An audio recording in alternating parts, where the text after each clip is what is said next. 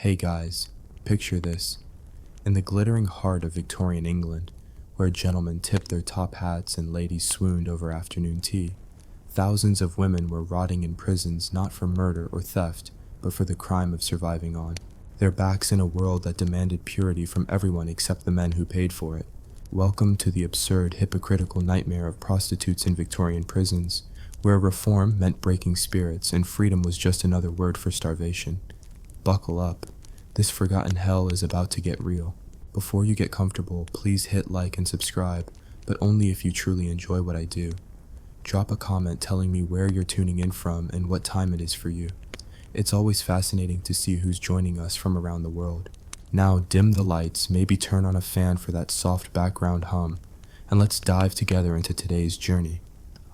Victorian England, the era of empire, invention, and enough moral hypocrisy to choke a horse. Queen Victoria herself, that stern-faced icon of domestic bliss, presided over a society where the sun never set on the British Empire, but it sure as hell set on the lives of countless women labeled as fallen. Prostitutes, those daring survivors, navigating the underbelly of industrial boom, weren't just shunned, they were hunted, caged, and reformed in ways that make modern reality TV look like a spa day. But let's not sugarcoat it with polite history book gloss. This was a world where the law played doctor, judge, and executioner all at once, turning women's bodies into battlegrounds for venereal disease panic. And oh, the irony, while men spread syphilis like confetti at a parade, it was the women who paid the price in cold, damp cells. Let's start our twisted tale in the bustling streets of London, 1864. The Contagious Diseases Acts, those oh-so-civilized pieces of legislation, had just slithered into law, courtesy of Parliament's finest minds, who decided the best way to protect soldiers and sailors from the clap was to round up any woman suspected of selling her wares. Suspected, mind you. No trial needed, no evidence beyond a policeman's leer or a neighbor's gossip. Picture it. You're a young widow, maybe 22, scraping by as a seamstress in Whitechapel. Rent's due, kids are hungry, and along comes a gent offering a few shillings for a quick tumble. Next thing you know, you're hauled off to a lock hospital, fancy name for a prison disguised as a medical ward, because some mustachioed inspector thinks you look the type. Absurd? You bet. But that's Victorian justice, equal parts prudery and predation. Enter our first shadowy figure in this grim pageant. Let's call her Eliza, a composite of the thousands who vanished into the system. Eliza wasn't born to the streets. No, she started as a factory girl in Manchester, fingers raw from weaving cotton that built fortunes for mill owners lounging in Mayfair. But when the machine slowed and jobs vanished, thanks to that glorious industrial revolution, she drifted south, hoping for better. Instead, she found the rookeries, those festering slums where cholera danced with despair. One bad winter and boom, prostitution it was.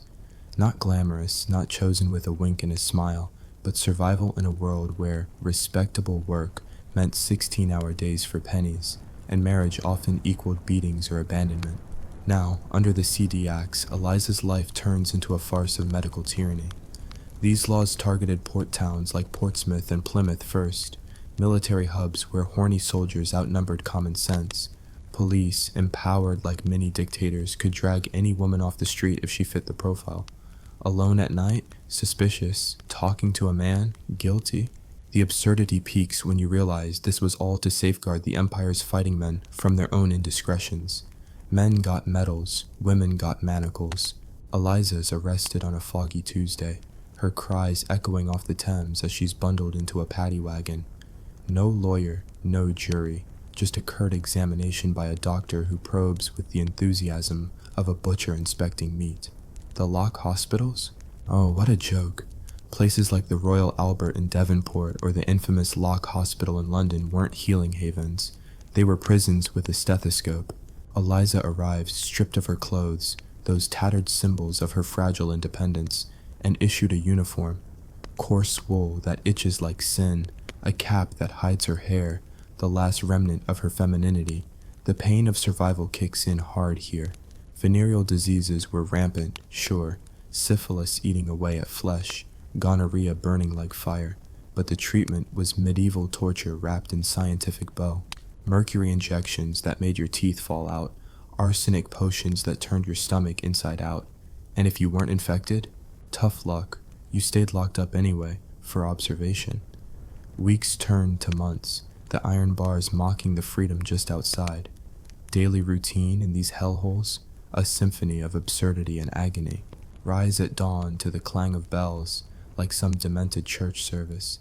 Breakfast, gruel so thin it could pass for dirty water, maybe a hunk of bread if the warden felt generous. Then, hard labor, because nothing says cure like scrubbing floors until your knees bleed or picking oakum, that soul-crushing task of unraveling old ropes with fingernails turned to stubs. Silence ruled supreme.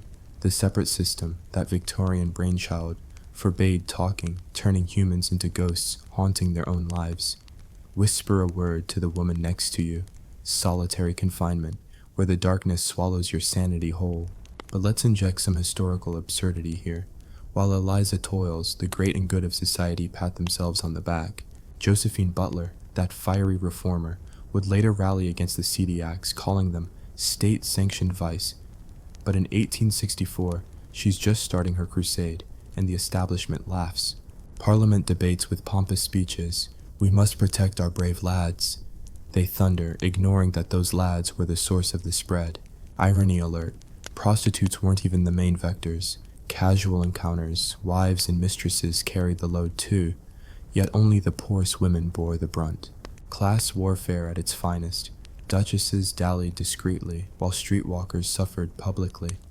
Eliza's pain deepens in the isolation. Imagine the boredom, the bone-deep ache of missing your children, fostered out or worse, lost to the workhouse. Venereal wards reek of carbolic acid and despair. Nurses more jailers than caregivers, doling out moral instruction like bitter medicine. Bible readings drone on, preaching chastity to women who knew damn well it was poverty, not promiscuity, that led them here. And the exams?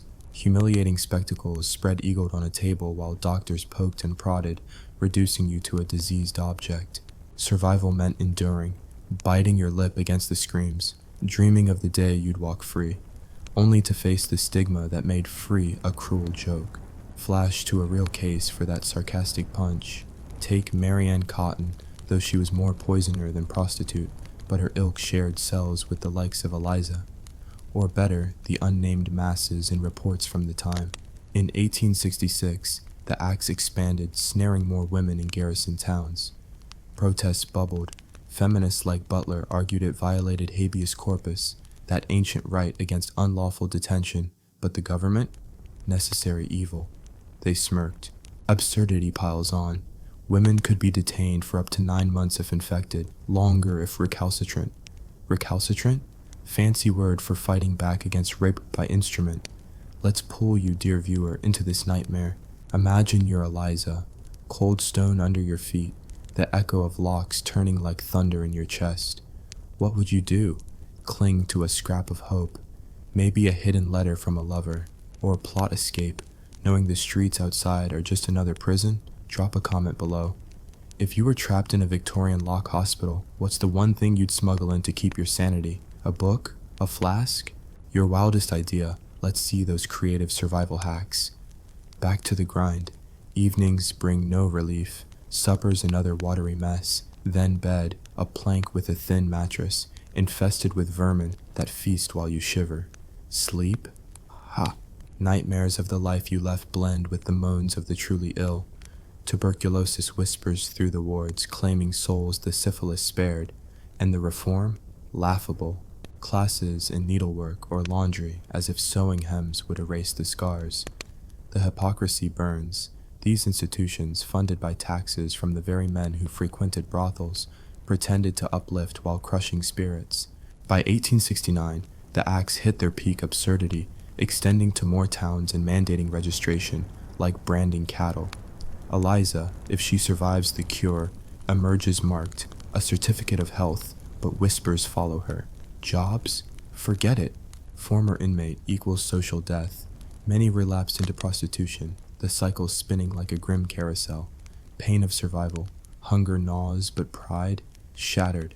Yet some fought, petitions smuggled out, riots in cells where women banged tins against bars, demanding justice in a world deaf to their cries. Zoom out to the broader prison system, because lock hospitals were just the appetizer. For prostitutes convicted of solicitation under the Vagrancy Act or Metropolitan Police Act, they landed in proper jails like Millbank or Newgate. Millbank, that pentagonal monstrosity on the Thames, swallowed women whole.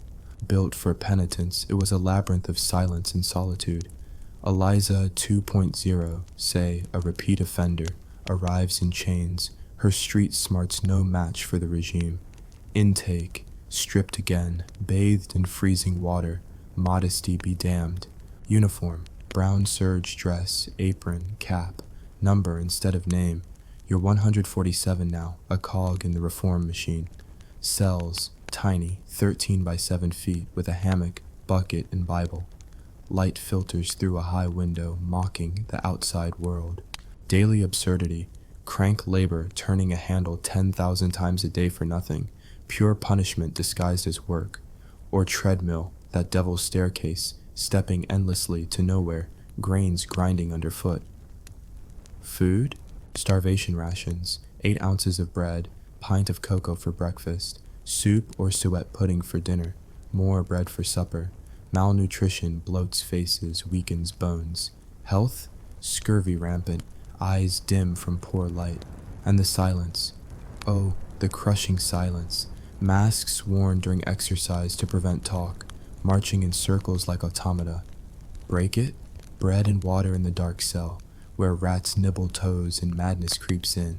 Historical sarcasm time. Prisons were model institutions touted by reformers like Elizabeth Fry, who pushed for female wardens in education. Fry visited Newgate in 1813, horrified by women chained together, babies wailing in filth. Her efforts brought changes, separate women's quarters, matrons instead of male guards, but the core rot remained. Prostitutes deemed incorrigible got the worst. Longer sentences, harsher labor. Absurd? Absolutely. Society blamed them for moral decay while ignoring the pimps, clients, and poverty that fueled it. Pain etches deep. Miscarriages in cells, untreated infections festering. Babies born behind bars, whisked to foundling homes or worse. Survival meant alliances, whispered pacts with other inmates, trading scraps for secrets. But betrayal lurked, snitches got privileges, and release? A pittance of money, a lecture on virtue, then back to streets hungrier, harder. Let's engage you again. Think about the irony. Victorians invented the telephone, the bicycle, yet treated women like plague carriers. If this era's laws applied today, how would society look? Comment your thoughts. Would social media expose the hypocrisy or amplify it? Spill those hot takes. Deeper into the absurdity, scandals erupted. In 1870, a woman died in detention, sparking inquiries. Butler's Ladies' National Association railed against instrumental rape, the forced exams. Yet the acts lingered until 1886, repealed only after public outcry. Meanwhile, in irregular prisons, prostitutes mingled with thieves, fraudsters, a melting pot of misery. Stories abound. One from Pentonville reports of a woman who sang hymns to stay sane, only to be gagged. Another escaping by seducing a guard. Ironic victory in a system built on control. Eliza's arc in part 1 closes on a cliffhanger of sorts. After months in the lock ward, she's cured, body scarred, spirit frayed. Released into London's fog, she vows change, but the pull of survival tugs. Will she reform or rebel? That's for later parts, but remember, this isn't fiction. It's the echoed screams of real women, forgotten in history's dustbin. We've scratched the surface of this Victorian vortex, hypocrisy high, humanity low. Stay tuned for part 2, where we delve into rebellions, escapes, and the slow burn of reform. But first, hit that notification bell so you don't miss it. And hey, if this tale of twisted survival hooked you, share it with a friend who loves dark history. What shocked you most so far? The medical tyranny or the silence regime? Comment below. Your insights fuel the fire. Alright, let's dive back into the grimy, gaslit underbelly of Victorian England, where our saga of prostitutes in prisons continues to unravel like a poorly stitched corset. If you thought part 1 was a wild ride through hypocrisy and heartbreak, buckle up. Things are about to get messier with a dash more rebellion, a sprinkle of absurd hope, and the same old crushing pain of survival. We're picking up where we left Eliza, our stand-in for thousands of women, stepping out of the Lock Hospital into London's fog, a cured woman in a world that's anything but forgiving. Let's crank up the sarcasm and wade deeper into this historical cesspool. Picture Eliza blinking against the smog of 1869 London, clutching a flimsy certificate that says she's clean, but feeling dirtier than ever. Freedom? Ha! It's a cruel punchline. The streets are no kinder than the cells she left. Poverty's still the real jailer, and society's got her marked like a scarlet letter branded on her soul. The Contagious Diseases Acts are in full swing, turning women into pawns in a moral chess game where men make all the moves. But don't worry, dear viewer, this isn't just despair porn. Amid the misery, there's defiance, cunning, and the occasional middle finger to the system. Because if Victorian England thought it could break every spirit, it underestimated the fire in these women's veins. Let's set the scene. The city pulses with contradiction. Horse-drawn carriages clatter past gin palaces, while reformers preach temperance and politicians bed their mistresses. Eliza, now 24, her face hardened by months in the Lock Hospital, knows the score. She's got two choices: go respectable and starve in a sweatshop, or return to the streets where at least she can eat, even if it means dodging the law's long arm again. The irony stings like a slap. The same society that jails her for selling her body pays pennies for her labor, ensuring she'll fall right back into the trap. It's a rigged game, and the house always wins, unless you cheat. Eliza tries the straight path first because who wouldn't want to believe in redemption? She lands a job as a charwoman, scrubbing floors for a middle-class family in Clerkenwell. Up at 4 a.m., knees raw, hands cracked from lie, she earns just enough to rent a corner of a damp room shared with 6 others. Her employers? Pious types who lock the pantry to protect her from temptation. Absurdity alert. They'll pray for her soul on Sunday, but won't spare an extra crust when she's faint from hunger. One night, exhausted and desperate, she takes a client.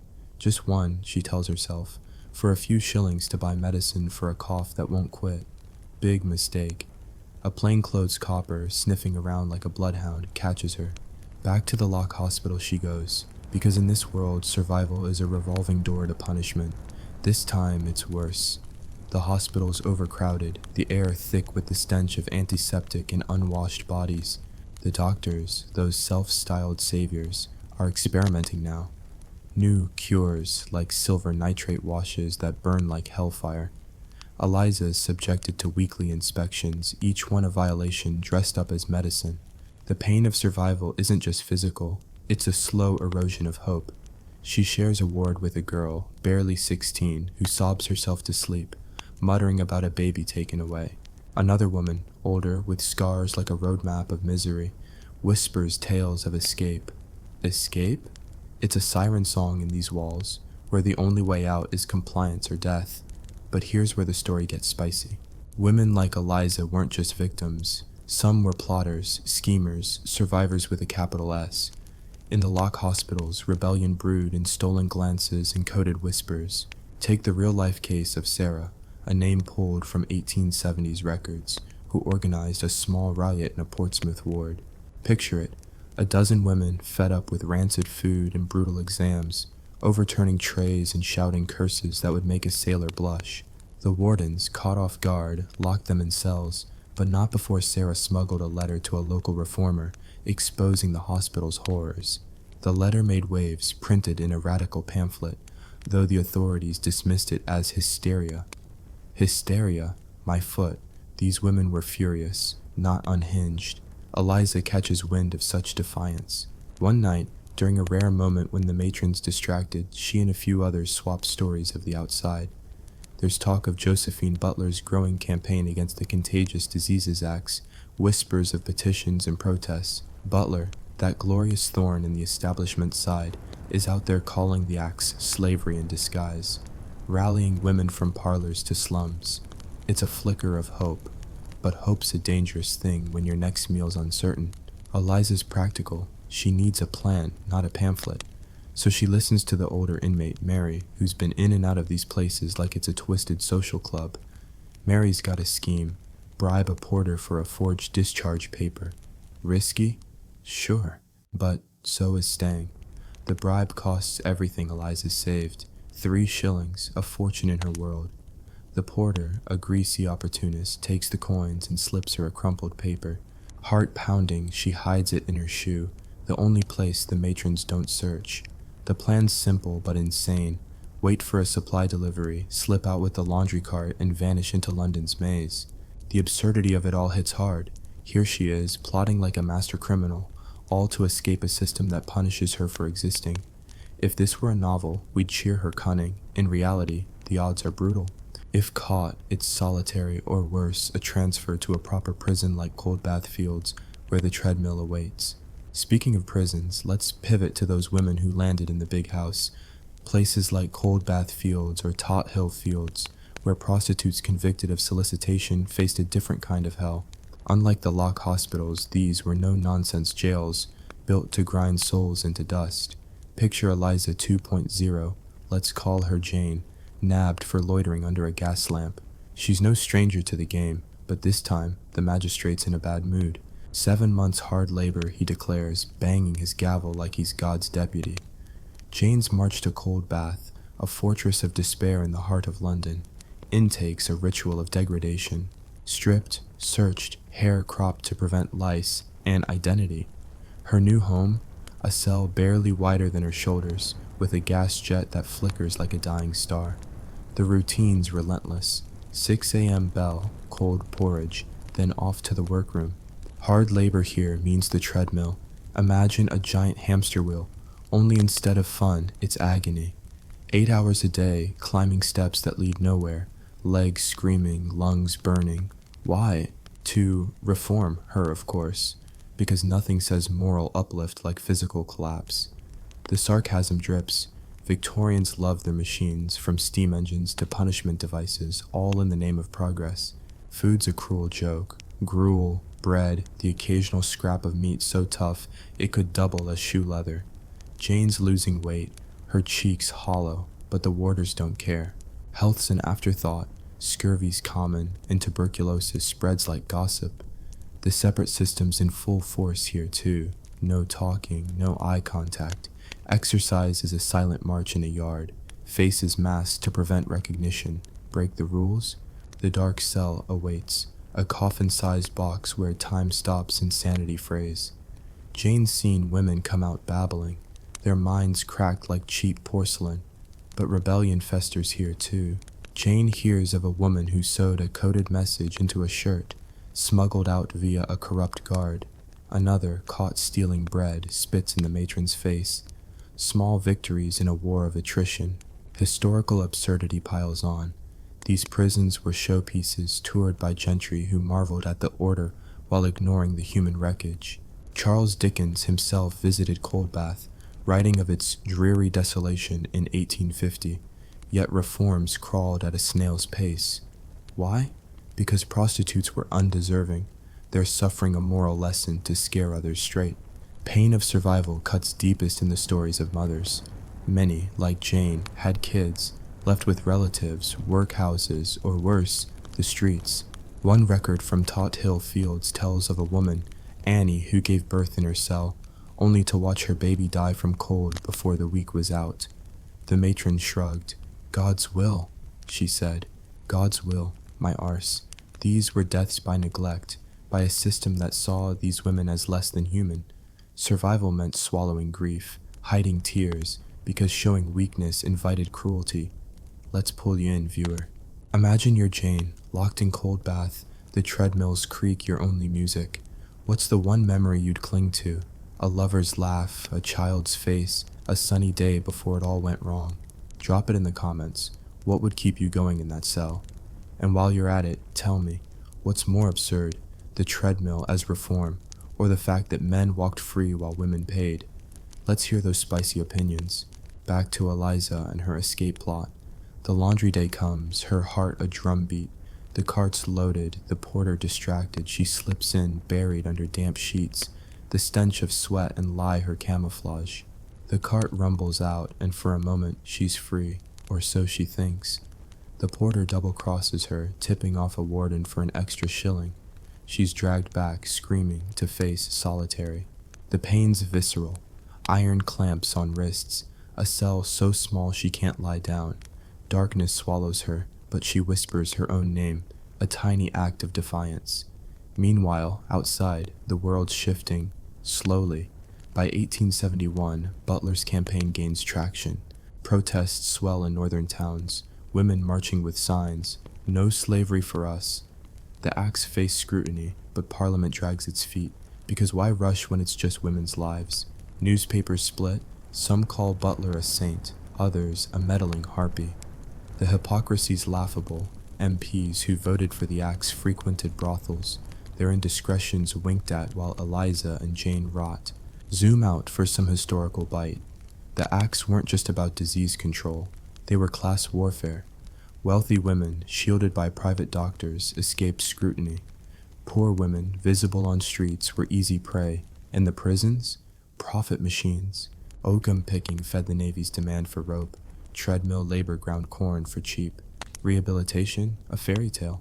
The system thrived on recidivism. Women like Eliza and Jane, released with nothing, returned to the only trade they knew, only to be nabbed again.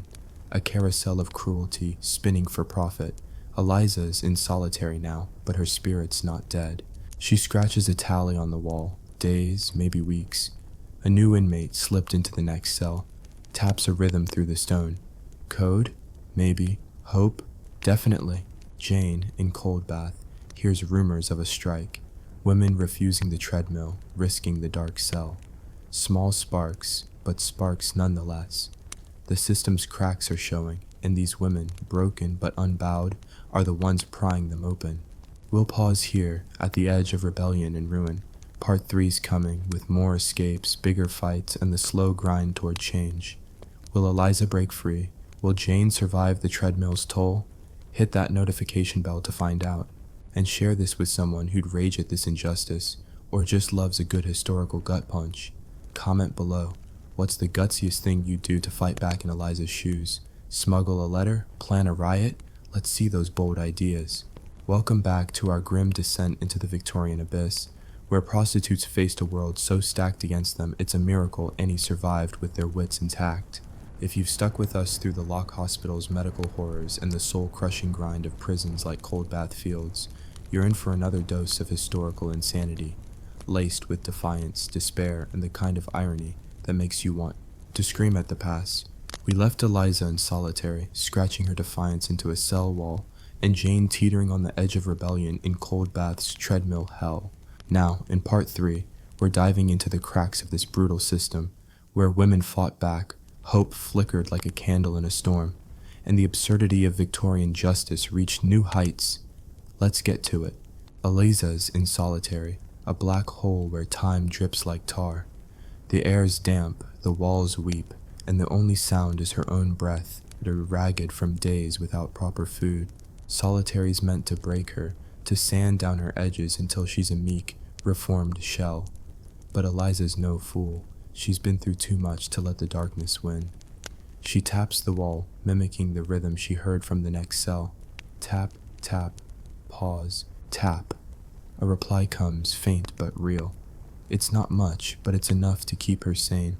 Survival's a game of inches here, and Eliza's playing to win, even if it's just to spite the matrons who call her incorrigible. The irony? That word's their badge of failure. Every incorrigible woman is proof their system's a sham. Outside, the world's stirring, but not fast enough. It's 1872, and Josephine Butler's campaign against the Contagious Diseases Act is gaining steam.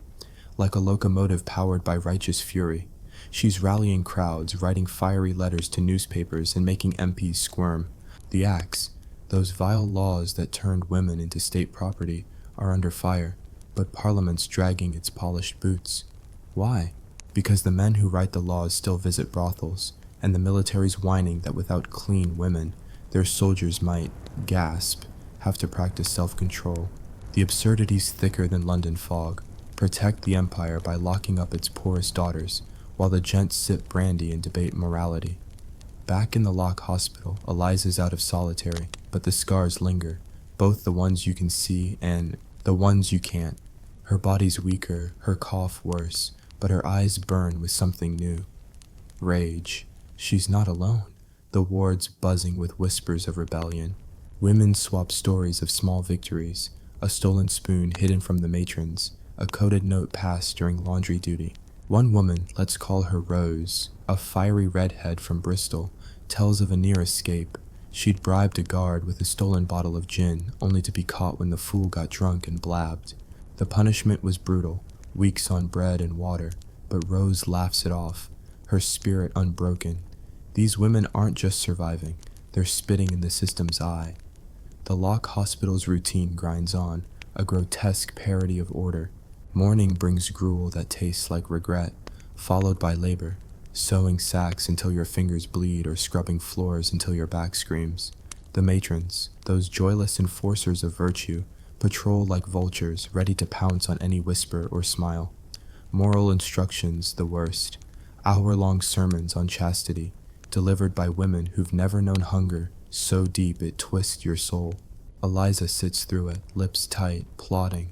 She's heard of a new scheme. A sympathetic nurse, rare as a unicorn, who might smuggle out a petition. The catch? It'll cost, and Eliza's got nothing but her wits and a half-mended petticoat. Let's zoom out to the bigger picture, because the absurdity's not just in the hospitals, it's in the whole prison ecosystem. Women like Jane, still trudging the treadmill in cold bath fields, face a different beast. The prison's a machine, built to churn out obedience or corpses. Jane's down to skin and bone, her hands calloused from oakum picking, her lungs raw from the damp. But she's sharp, always listening. Rumors of a work stoppage spread, women refusing to climb the treadmill, risking the dark cell for a chance to be heard. It's happened before.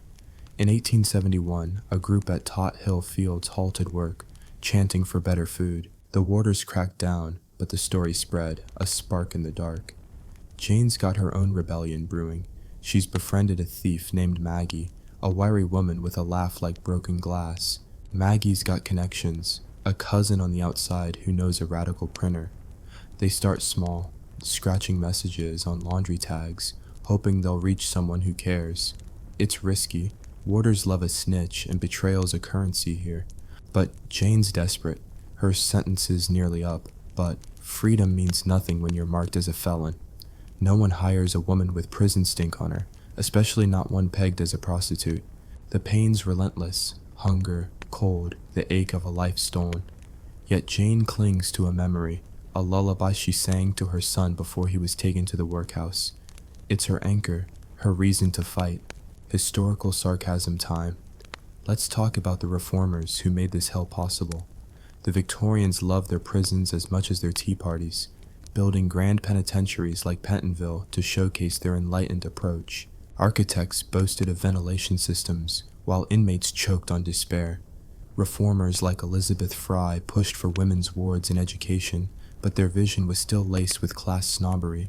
Save the deserving poor, but prostitutes? They were the dregs too far gone for salvation. Fry's own writings drip with pity but missed the point. These women didn't need Bible verses, they needed a society that didn't chew them up and spit them out. The absurdity peaks in the numbers. By 1873, thousands of women were detained under the CD Acts. Some estimates say 20,000 exams a year, with countless false positives. Prisons like Millbank held hundreds at a time, many for minor offenses like loitering with intent. Intent, mind you, what's that even mean? A glance too long, a skirt too short? The law was a net catching the poor while the rich slipped through. And the clients? Untouched, of course. A John could spread syphilis from Dover to Dundee, but heaven forbid a woman charge for it. She's the threat to civilization. Back to Eliza, who's gambling everything on that nurse. The petition's real, a scrap of paper listing the hospital's horrors. Forced exams, rancid food, beatings disguised as discipline. Eliza adds her mark, a shaky X, alongside others. The nurse, pale and nervous, promises to deliver it to a contact in Butler's circle. It's a long shot, but it's something. The women know the risks. Discovery means solitary, maybe worse. But they're past caring. The system's taken everything. What's left to lose but fear? In Cold Bath, Jane's rebellion takes shape. Maggie's cousin comes through, slipping a note via a corrupt guard. It's a promise. If they can get word to the radicals, there's talk of a protest outside the prison gates. Jane and Maggie organize in whispers, recruiting others during the rare moments in the exercise yard. The plan's bold: refuse the treadmill en masse, make enough noise to draw attention. The warders'll hate it, but publicity's their only weapon. Jane's heart races. She's no hero, just a woman who wants her son back, her life back. Survival's pain is her fuel, pushing her to risk it all. Let's inject some historical bite. The CD Act sparked outrage beyond Butler's circle.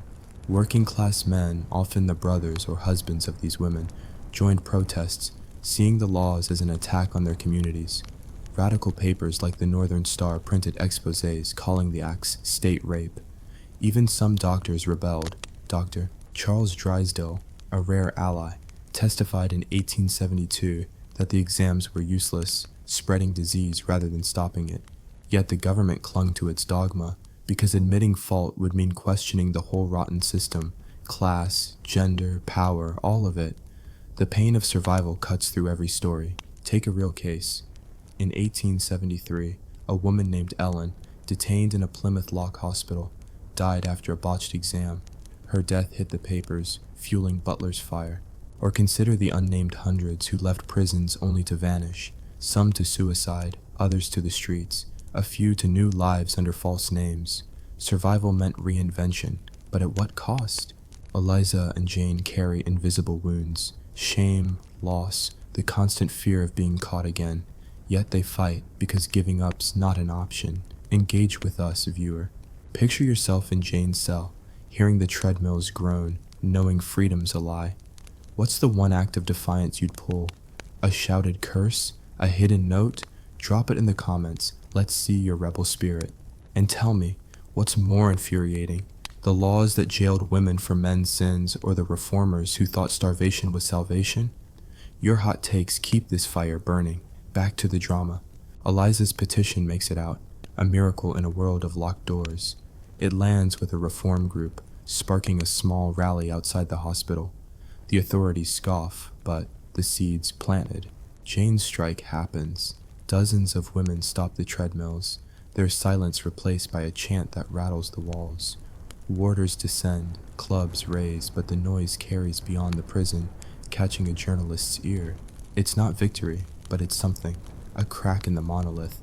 We're pausing here, teetering on the edge of change. Part 4 is coming, with the fall of the axe, the cost of freedom, and the legacy of these forgotten fighters. Will Eliza and Jane outlast the system, or will it grind them down? Hit that bell to find out. Share this with someone who'd cheer these women's grit or rage at their pain. And comment, what's the most absurd Victorian hypocrisy we've uncovered so far? The medical torture or the moral double standard? Let's hear it. Here we are, at the final act of our grim Victorian odyssey, where the forgotten lives of prostitutes in prisons collide with the slow grind of change, the bitter taste of freedom, and the lingering scars of a system built to crush. Eliza's clinging to hope after her smuggled petition sparked a flicker of protest, while Jane's treadmill strike in Cold Bath Field sent ripples beyond the prison walls. This is part 4, and we're diving into the endgame. Repeal of the Contagious Diseases Acts, the cost of survival, and the haunting legacy of women who fought a world that didn't care. Expect more irony, more absurdity, and a whole lot of pain, with just enough defiance to keep you hooked. Let's finish this. It's 1875, and London's a pressure cooker. Josephine Butler's campaign is a roaring fire now, burning through the hypocrisy of the Contagious Diseases Acts. Protests swell. Working class women, dockers, even some rogue MPs join the fray, shouting down the laws that turned bodies into state property. Eliza, back in the Lock Hospital after her failed escape, hears whispers of this through a new inmate, a streetwise girl named Lizzie who smuggled a radical pamphlet inside her bodice. The pamphlet's bold: no more slavery. It screams, detailing deaths in detention, botched exams, and the sheer farce of blaming women for men's vices. Eliza's cough is worse, her frame skeletal, but this news lights a spark. Maybe, just maybe, the world's listening. The hospital's as brutal as ever. Matrons tighten their grip, sensing the unrest. Food's cut, gruel's now a memory. replaced by watery broth that doesn't even pretend to nourish. Labor's relentless. Eliza's picking oakum again, her fingers raw, nails splintered. The treatments continue. Mercury doses that make her vomit, speculum exams that leave her shaking. The absurdity hits like a brick. Doctors claim they're saving her soul while poisoning her body. One woman, too weak to stand, collapses during inspection. The matrons drag her to solitary, calling it discipline. Eliza watches, rage simmering. She's got no strength for another escape, but she's not done fighting. Lizzie, her new ally, talks of a bigger plan, a coordinated protest across multiple hospitals timed with Butler's next rally. Meanwhile, Jane's in Cold Bath Fields, reeling from the treadmill strikes fallout. The warders crack down hard. Ringleaders like Maggie got amazing solitary, and Jane's on bread and water, her body screaming from malnutrition. But the strike worked, in a way. That journalist who heard the chants? He's published a scathing piece in a radical paper, The People's Voice, calling the prison a torture mill. Public outrage grows, and reform groups start sniffing around. Jane's sentence is nearly up, but she knows release is a trap. No job, no home, just the streets and the same old cycle. Her son's still in the workhouse, if he's alive at all. The pain of survival is a knife in her gut, but she clings to Maggie's words. We're not broken till we say we are. Historical sarcasm alert. Let's pause to marvel at the Victorian genius. The same minds that gave us the telegraph and the railway thought locking women up for selling sex was progress. While a Butler's rallies drew thousands, Parliament debated with all the urgency of a tea party. MPs clutched their pearls, whining about public decency, while their own indiscretions filled brothels from Soho to Southwark. The Act's defenders, military brass mostly, argued that without regulated prostitutes, the army would collapse. Collapse? Because apparently, soldiers couldn't fight without their weekly dose of syphilis. The irony's so thick you could cut it with a butter knife. Back to Eliza. The hospital protest takes shape, a desperate gamble. Lizzie's the mastermind, coordinating through whispers and hidden notes. The plan: on the day of Butler's big London rally in 1876, the women will refuse all work, sewing, scrubbing, everything. It's suicide, practically. Matrons will rain hell, but it's their last shot to be heard. Eliza's in, despite her failing health. She's got nothing left to lose. The night before, they smuggle a final letter to Butler's group, listing names of the dead, the sick, the broken. It's a cry from the grave, and Eliza prays it lands. In Cold Bath, Jane's release day comes. She's handed a threadbare dress, a shilling, and a lecture on virtue that makes her want to spit. The gates open, and London swallows her, filthy, unforgiving, familiar.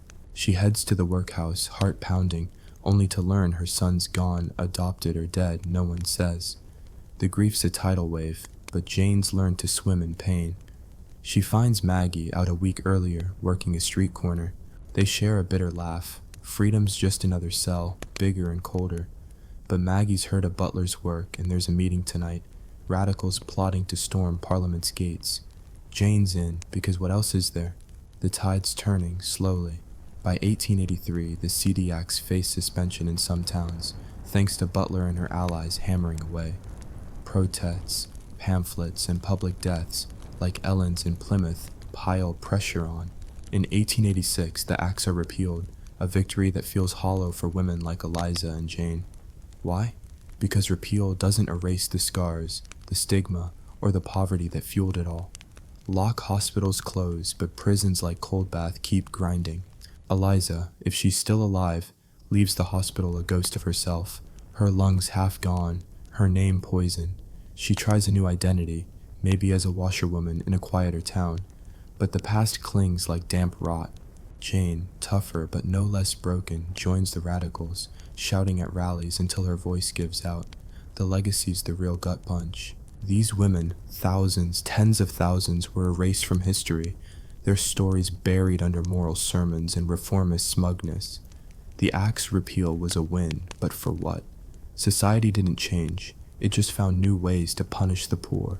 Prostitution thrived because poverty did. Women like Eliza and Jane, if they survived, carried the weight of a system that saw them as less than human. Their defiance, Those riots, those smuggled letters lit a spark, but the fire took decades to catch. Butlers hailed as a hero, but the women she fought for? Nameless, mostly, their graves unmarked, their children lost. Let's zoom out for one last dose of absurdity. The Victorians built an empire on progress, but their prisons and hospitals were medieval in all but name. They invented penicillin later, but in the 1870s, they'd rather dose women with mercury than question a system that let men walk free. Class ruled all, duchesses dabbled in affairs, their reputations safe. Streetwalkers bore the sins of a nation. And the reformers? Even the best, like Fry or Butler, couldn't dismantle the machine, only dent it. The pain of survival wasn't just physical, it was the knowledge that no one cared enough to truly save you. Engage, viewer. Imagine you're Eliza, stepping into a world that hates you. What's the first thing you do? Run, fight, hide? Drop it in the comments and tell me. What's the cruelest part of this story? The laws that jailed women or the society that let it happen? Your thoughts are the fuel for this history's fire. And one more. If you could give Jane or Eliza one gift, a book, a coin, a chance, what would it be? Let's see those big ideas. The curtain falls on our tale, but not on the fight. Eliza and Jane, real or not, stand for thousands whose names we'll never know. Their pain, their rebellion, their survival, they're the heartbeat of this story. The acts are gone, but the system's ghost lingers in every corner of history, where power crushes the powerless. We've walked through their hell, laughed at its absurdity, raged at its cruelty. Now, carry their story with you. Share this series with someone who'd cheer their defiance or weep for their loss. Hit that bell for more dives into history's dark corners. And comment, what's the one lesson from this saga you'll never forget? The hypocrisy, the resilience, or something else? Let's keep their voices alive. Picture this. In the misty dawn of 794 AD, Japan birthed a class of sword-slinging badasses called samurai, who started as glorified bodyguards but morphed into warlords dictating emperors' bedtime stories, only to get unceremoniously fired in 1877, when guns and Western suits crashed their feudal party. Buckle up for the absurd, bloody saga where honor equaled gut-spilling suicide, and survival meant dodging arrows while pondering life's cruel jokes. The Heian period, 794 to 1185 AD, named after the shiny new capital Heian-kyo, which we now call Kyoto.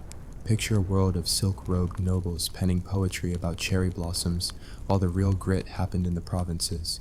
The emperor sat pretty, but his court was a hot mess of intrigue, where taxes flowed like sake at a bad party. And the army? Forget it. By 792 AD, the conscript system, dragging peasants into service, was scrapped because those poor sods couldn't fight their way out of a rice paddy. Enter the samurai, tough guys from wealthy families, mounted on horses, bows in hand, hired to smack down rebels in the emishi, those northern indigenous folks who had the audacity to resist imperial expansion. Ironic, isn't it? The empire, all about harmony and culture, built on conquest by these very warriors who'd later flip the script. These early samurai weren't the Bushido-spouting legends of later tales. They were practical survivors, clawing for land and status in a system rigged for the Kug, the court nobles. Land reclamation boomed in the 11th and 12th centuries, samurai turning swamps into farms, getting tax breaks as a pat on the back. But survival? Brutal. Imagine you're a low-rung bushi scraping by on a lord's whim. Your family starving if a bad harvest hits or if some courtier decides your estate's taxes are overdue. The pain of it, sons trained from childhood in archery and horsemanship, bodies battered in mock battles, all to protect fat cats in the capital who viewed you as disposable muscle. And the absurdity, emperors like Go-Sanjo in the 11th century trying reforms to curb private estates, only for samurai to snatch more land, turning the system into a feudal free-for-all. Key clans emerged like weeds in this chaos. The Minamoto and Taira, spawned from imperial rejects demoted to commoner status in the early 9th century. These guys married up, dodged taxes, and built armies. Taira no Kiyomori? Oh, what a character. This ambitious thug rose through the ranks, crushing rivals in the Hogan Rebellion of 1156, a family feud where Minamoto and Taira backed different emperors, resulting in executions and banishments that make Game of Thrones look tame. Kiyomori, victorious, became the first samurai to snag a top court title in 1167, basically telling the emperor, "Thanks for the gig, now move over." But irony bites. His power grab sowed seeds of resentment, leading to the Heiji Rebellion in 1160, where more heads rolled, and the Taira clan peaked only to crash. Then boom, the Genpei War, 1180 to 1185, the ultimate samurai soap opera. Minamoto no Yoritomo, exiled as a kid after his dad's rebellion flop, rallies the disgruntled against the Taira. Battles like Ichi no Tani and Dan no Ura. Epic absurdity. At Dan no Ura in 1185, the Taira fleet gets wrecked, and the child emperor Entoku drowns with his grandma. Talk about family drama. Survival's pain here is visceral. Warriors committing seppuku to avoid capture. Guts spilling on decks slick with blood, all for loyalty to a clan that might betray you tomorrow. Yoritomo wins, but he's no hero. He exiles or kills potential rivals, including his half-brother Yoshitsune, the tragic genius whose leaps over fences and battlefield heroics became legend, only to be hounded to suicide. Ironic, huh? The man who unified the samurai under a shogunate starts by offing his own kin. Yoritomo sets up the Kamakura shogunate in 1885, far from Kyoto's courtly BS, creating a dual government, emperor as puppet for rituals, shogun as real boss for military matters. Gokanen vassals get lands and perks for loyalty, formalizing Bushido's early roots, though back then it was more "don't stab me in the back" than poetic honor codes. Socially, samurai women, badasses in their own right, managing estates, wielding naginata poles to defend homes while hubbies warred. But the pain, widows left destitute if clans fell, daughters pawned in marriages for alliances, bodies as bargaining chips in a man's game. Military tech evolves absurdly slow at first, tachi curved swords for slashing from horseback, Oyoroi armor bulky as a tank for elites, while foot soldiers in lighter domaru scrambled below. Zen Buddhism creeps in via monks like Aisai in the late 12th century, teaching samurai to meditate away death's fear, handy when your job's charging into arrow storms. But cultural irony, these killers appreciating tea ceremonies and waka poetry, scribbling verses about fleeting life amid carnage. Libraries full of strategy texts like Sun Tzu knockoffs, because nothing says enlightened warrior like plotting ambushes over ink scrolls. The Kamakura era rolls on, but cracks show. Mongol invasions in 1274 and 1281. Divine Wind kamikaze typhoons save Japan, but samurai get shafted. No loot from defeated foes, just debts from rushed defenses. Survival agony. Warriors bankrupting themselves for armor and ships, only for the shogunate to ignore their pleas for rewards. Hojo regents pulling strings behind puppet shoguns, hoard power, leading to resentment. Emperor Go-Daigo's Kenmu restoration in 1333 topples the Kamakura regime, with Ashikaga Takauji initially backing him, only to betray and spark the Nanbokucho split. But that's for later. Here, the absurdity peaks as samurai, born to protect the throne, now dictate its fate, their survival tied to endless betrayals. Zoom in on a day in the life. You're a Gokunin in 1200 AD, rising at dawn to train, bowstring calluses bleeding, stomach growling from meager rice rations. Your lord demands taxes from peasants who hate you, and court nobles siphon your earnings.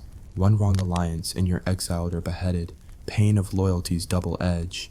Yet the thrill, galloping into battle, arrows whistling, the rush of survival against odds. Ironic that these servants, samurai means those who serve, became masters. Their code romanticized later to mask the brutal grind. Hey viewer, imagine you're a fledgling samurai in Heian, Kyoto. Silk robes hiding your calloused hands, poetry masking your killer instincts. What absurd rule would you break first? The no tax evasion policy or the loyalty oath? Drop a comment below with your wild take. Would you rebel like Yoritomo or play the court game? And where are you watching from? Let's see if anyone's tuning in from a modern feudal office cubicle. The shogunate's legal code, the Goseibai Shikimoku of 1232, tries to rein in the chaos, rules on inheritance, duels, and debt, but enforcement? Spotty at best. Samurai feuds over land turned bloody, with Jito stewards clashing with absent landlords, survival meaning outsmarting both enemies and allies. Women like Tomo Gozen, legendary Anna Bagisha in the Genpei War, fighting alongside men only to vanish into myth, her pain emblematic of forgotten heroines in a male saga. As the 13th century wanes, social shifts brew. Peasants arm themselves as Ashigaru auxiliaries, foreshadowing samurai's exclusivity crumbling. Zen monasteries become samurai havens, monks teaching sword zen, absurd fusion of peace and violence. The Mongol threat unites but bankrupts, typhoons hailed as God's favor, but real heroes? Samurai who survive storms at sea, clinging to wreckage, only to face ingratitude on shore. By 1333, the Kamakura falls in a blaze of irony. Go-Daigo's restoration aims to revive imperial power, but samurai like Takauji see opportunity. The pain of transition, families torn, loyalties shattered, bodies piled in battles like Kusunoki Masashige's heroic but doomed stands. Survival's nightmare, choose wrong and your head decorates a pike. We've barely scratched the katana's edge on this era of rise and rivalry. Part 2 dives into the Muromachi mess, where warlords turn Japan into a brawling bar fight, and absurdity amps up with guns and betrayals. What shocked you most? The drowning emperor kid or the brotherly backstabs? Comment below and smash that like if you're hooked on this historical horror show. Stay tuned, the samurai circus is just warming up.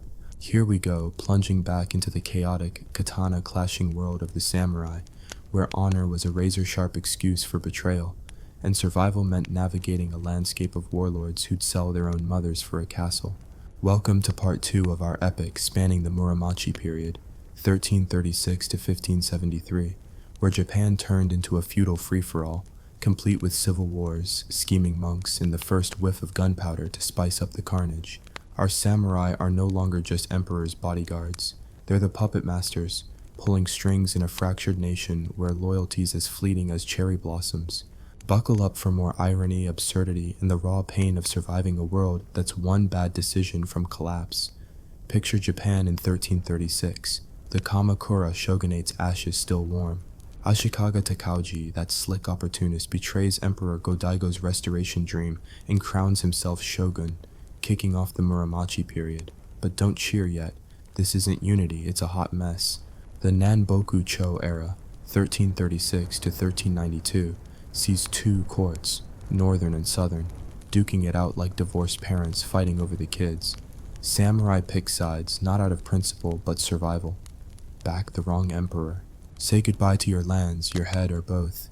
Takauji's Ashikaga shogunate sets up in Kyoto, but it's less a government and more a fancy title for whoever's got the most swords. The pain of survival. You're a mid-tier samurai, your family's fate tied to a lord who might switch allegiances, mid-battle, leaving you to face an enemy you drank sake with last week. The absurdity kicks in early. The Ashikaga shoguns are supposed to rule, but they're weaker than a paper fan in a typhoon.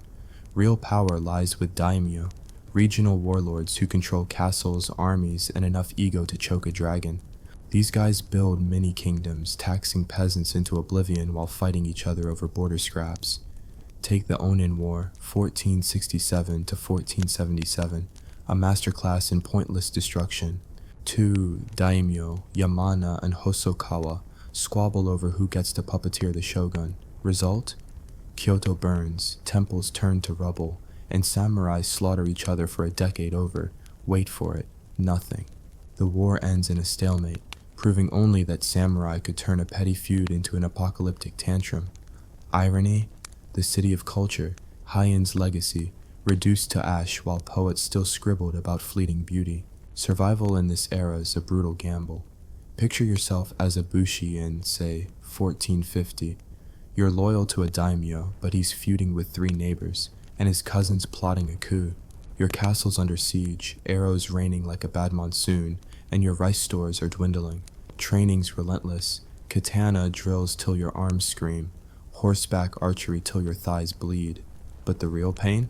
Knowing your lord might trade you for a truce, or your wife's managing the estate alone, dodging bandits while you're off dying for a flag. Women like Hojo Masako in the Kamakura era set the tone, fierce managers or warriors, but by now, most samurai women are pawns, married off to seal shaky alliances, their survival tied to men who see them as bargaining chips. Let's talk tech, because the samurai's arsenal gets a glow-up with a side of absurdity. The katana, that iconic curved blade, becomes the soul of the samurai, forged with such reverence you'd think it was a deity. But don't romanticize it, these were tools for hacking limbs, not just looking pretty in a sheath. Armor evolves too, lighter, more flexible, with sewed shoulder plates for flair and function. Yari spears and naginata poles join the mix, perfect for skewering enemies from horseback or on foot. But here's the kicker, while samurai obsess over swordsmanship, ashigaru, peasant foot soldiers, start stealing the show. Armed with spears and bows, these nobodies prove numbers beat skill, especially in mass battles. Irony alert, the elite samurai, trained for years, could be felled by a farmer with a pointy stick and a grudge. Then, in 1543, the Portuguese wash up with arquebuses, crude firearms that change everything. At first, samurai scoff, guns are clunky, slow, and dishonorable. But after Tanegashima islanders start crafting these fire sticks, daimyo like Oda Nobunaga see the future. By the 1575 Battle of Nagashino, Nobunaga's gunners mow down Takeda cavalry like grass, proving bullets don't care about Bushido. The pain. Samurai pride takes a hit, their sacred blades outshone by gunpowder. Survival means adapting, but many cling to tradition, dying gloriously and pointlessly under hails of lead. Bushido's taking shape now, but it's not the noble code of later myths. It's a pragmatic survival guide. Loyalty to your lord, courage in battle, and a willingness to disembowel yourself if you screw up. Seppuku's formalized. Ritual suicide with a second to lop off your head after you slice your gut. Absurd? Oh yes. Imagine botching a mission, then spending your last moments writing a death poem while your intestines spill out, all to prove you're honorable. The Hagakure, a later text, romanticizes this, but in the Muromachi era, it's raw, less about glory, more about avoiding shame that could ruin your family. Pains in the details, sons forced to watch their father's seppuku, inheriting debts and enemies. Culture's a wild mix of beauty and brutality. Zen Buddhism's grip tightens, samurai meditating to face death without flinching, yet throwing lavish tea ceremonies hosted by masters like Senno Rikyu. Picture a warlord sipping matcha, discussing transients, then riding off to behead a rival. No theater emerges, its ghostly masks and slow dances a stark contrast to battlefield chaos. But the absurdity. These cultured killers patronize arts while their wars starve peasants, whose taxes fund both the tea and the swords. Survival for the lower classes? Grueling. Peasants toil, rebel, or flee to become bandits, only to be cut down by samurai enforcing order. Sengoku Jidai, the Warring States period, roughly 1467 to 1573, is the Muromachi's bloody climax. Japan's a chessboard of warring daimyo, each dreaming of shogunal power. Betrayals are daily bread. Wasugi Kenshin and Takeda Shingen, legendary rivals, fight epic battles like Kawanakajima in 1561, only for alliances to shift like sand. Kenshin, a monk warrior, writes poetry and dies, possibly poisoned, in 1578, summing up the era's mix of grace and treachery. Oda Nobunaga, the Demon King, rises by sheer ruthlessness, unifying half of Japan with guns, castles, and a knack for burning enemies alive, like at Mount Hiei in 1571, where he torches monks, women, anyone in his path. Survival's price, become a monster or die a saint. Socially, the samurai class solidifies but cracks show. Lower samurai, samurai, scrape by. Barely above peasants, their loyalty bought with rice, not riches. Ashigaru grow crucial, their numbers swelling armies. Women, still vital, manage logistics or fight as onabugeisha, but their stories fade. Survival means silence for most. The pain, families torn by war, sons conscripted, daughters sold to brothels when crops fail. Ironic that samurai, champions of honor, thrive in a lawless era where backstabbing's an art form. Economically, it's chaos with a silver lining. Trade with China and Europe, via Portuguese and later Dutch, brings wealth, but also inflation. Daimyo mint their own coins, because why not? Markets boom in castle towns, but peasants starve to fund wars. Castles like Himeji rise, architectural marvels with death traps, moats, murder holes, and walls screaming, "Try me." Absurdity. These fortresses, built to protect, often fall to betrayal from within, not sieges. Let's zoom in on a samurai's life. 1550. You're a vassal to a mid-tier daimyo. Your days split between training, katana swings till your shoulders burn, and patrolling villages where peasants glare, knowing you'll seize their rice. Battle looms. Your lord's allied with Nobunaga, but whispers say he's eyeing a rival's deal. Survival's a tightrope. Fight bravely, but don't outshine your lord, lest he suspects ambition. Home's no refuge. Your wife's managing debts, your kids training to inherit your precarious life. Pains in the uncertainty. One lost battle and your head's a trophy. Engage, viewer. You're a Sengoku samurai, blade bloodied, lord's orders shaky. What's your move? Stick with the boss, plot a betrayal, or run for the hills? Drop your strategy in the comments and tell me, what's crazier, the gunpowder revolution or seppuku as a career exit? Bonus, where are you watching from, and what's the wildest betrayal you'd pull in this era? Let's see those cunning plans. The Sengoku's end looms as Nobunaga's unification gains steam, but his own vassal, Aikichi Mitsuhide, betrays him in 1582, burning Hanoji Temple with Nobunaga inside.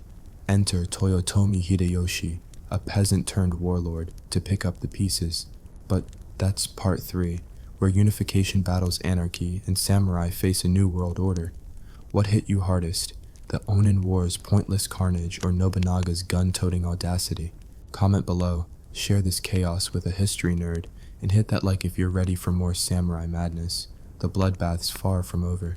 Here we are, slicing back into the blood-soaked saga of the samurai, where blades gleam, betrayals sting, and the dream of a unified Japan feels like chasing a dragon through a battlefield haze.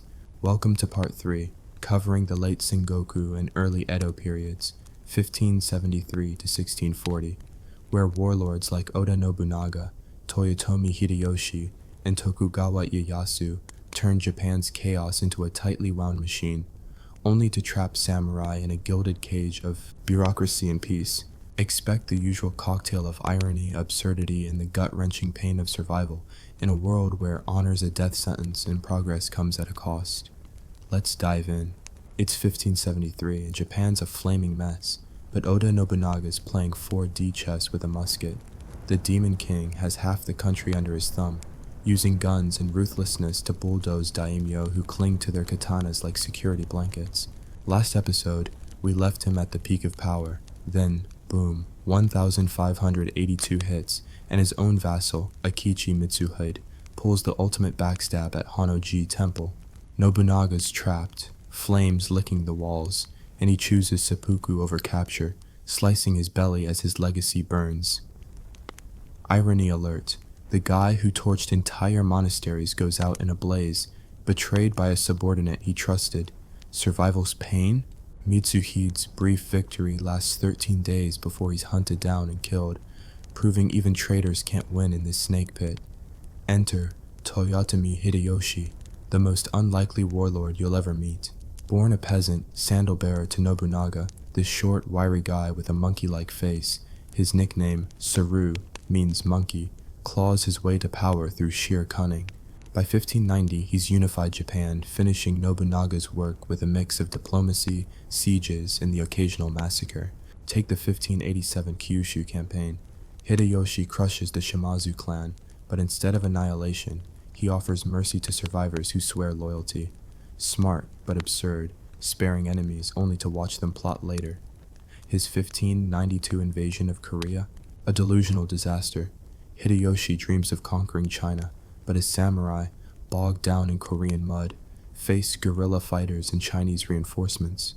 Thousands die, rice fields rot back home, and the campaign collapses by 1598, the year Hideyoshi croaks, leaving a 5-year-old heir, Hideyori.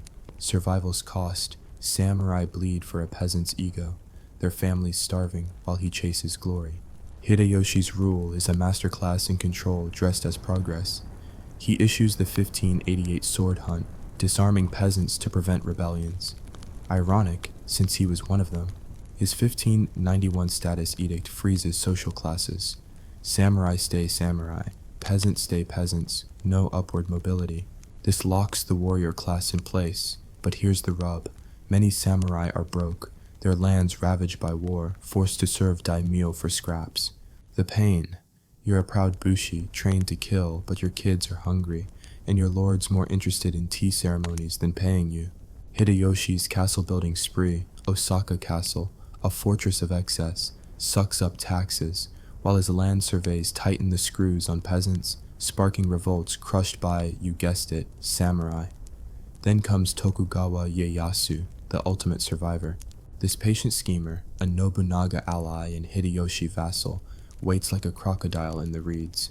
After Hideyoshi's death, Ieyasu outmaneuvers rivals at the Battle of Sekigahara in 1600, a muddy, bloody slugfest where 160,000 samurai clash, and Ieyasu's side wins through last-minute betrayals.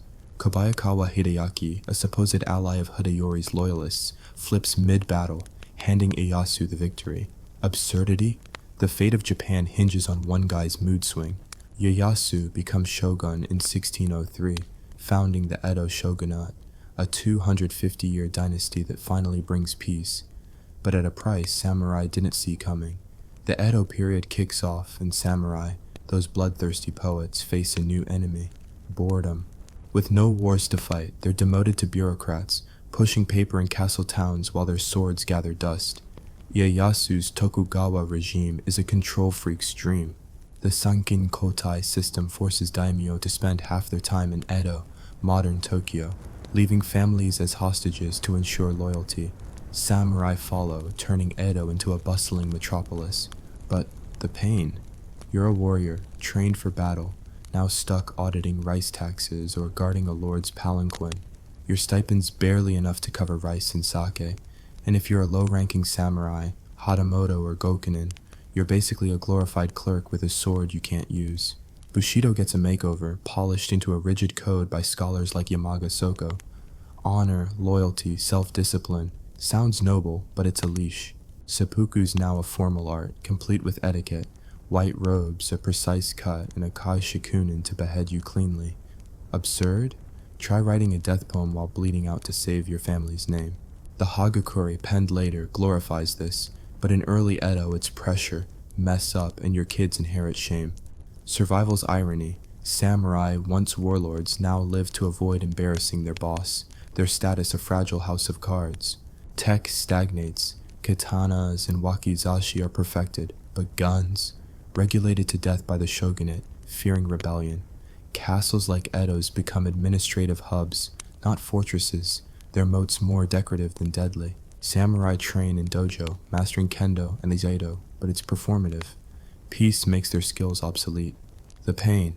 Years of grueling practice only to parade your swordsmanship at festivals while merchants, those lowly traders, grow richer than you. Class resentment brews. Samurai can't engage in trade, so they borrow from merchants, racking up debts they can't pay. Culture's a paradox. Samurai patronize ukiyo-e art, floating world prints of geishas and actors, while practicing Zen to detach from desires they secretly indulge. No gives way to kabuki, flashy and populist, but samurai can't mingle with commoners, so they sneak to theaters in disguise. Tea ceremonies, now ritualized by masters like Senno Rikyu's successors, are social chess. Daimyo flex power through matcha. Absurdity. Warriors who'd gut a man for honor spend hours debating tea bowl aesthetics. For lower samurai, survival's grim. Some turn ronin, masterless and jobless, drifting to banditry or teaching swordplay to scrape by. Women's roles shrink. Onna Bugisha fade. Samurai wives manage households, their najinata now symbolic. Daughters are pawns for alliances, their pain in loveless marriages or widowhood if their husband falls. Commoner women, meanwhile, work in burgeoning urban markets, their freedom a taunt to samurai rigidity. The shogunate's Confucian push, order, hierarchy, filial piety, locks everyone in place, but samurai feel it most, their identity tied to a fading warrior ideal. Economically, Edo's a boomtown, but samurai are screwed. Merchants hoard wealth, while samurai stipends, paid in rice, lose value as prices soar. By 1620, some samurai pawned their swords, ultimate humiliation. Peasants aren't much better off, taxed to death to fund Sankin Kotai's lavish processions. Revolts like the 1637 Shimabara Rebellion see Christian peasants and Ronin rise up, only to be crushed by shogunate forces. Irony, samurai, champions of order, slaughter rebels who share their economic pain. Zoom in on a samurai's life. 1615. You're a Hatamoto in Edo, your lord's in debt, your stipend late. You train daily, katana sharp but unused, while your wife haggles with merchants to feed your kids. A daimyo's visit means parading in armor you can't afford to maintain, all to impress a shogun who sees you as a cog. Survival's pain, your pride's tied to a blade you can't swing, your loyalty to a system that starves you. One wrong word and you're ordered to seppuku, leaving your family destitute. Engage, viewer. You're an Edo samurai, stuck in a desk job, sword rusting. What's your rebellion? Sneak to a kabuki show, join the Ronin life, or plot against the shogun? Drop your plan in the comments and tell me, what's more absurd, seppuku's etiquette or samurai as bureaucrats? Bonus, where are you watching from, and what's the one thing you'd smuggle into Edo to shake things up? Let's see those wild ideas. The stage is set for part 4, where the Edo peace phrase, Westerners crash the party, and samurai face their final curtain. Ieyasu's system holds, but cracks grow.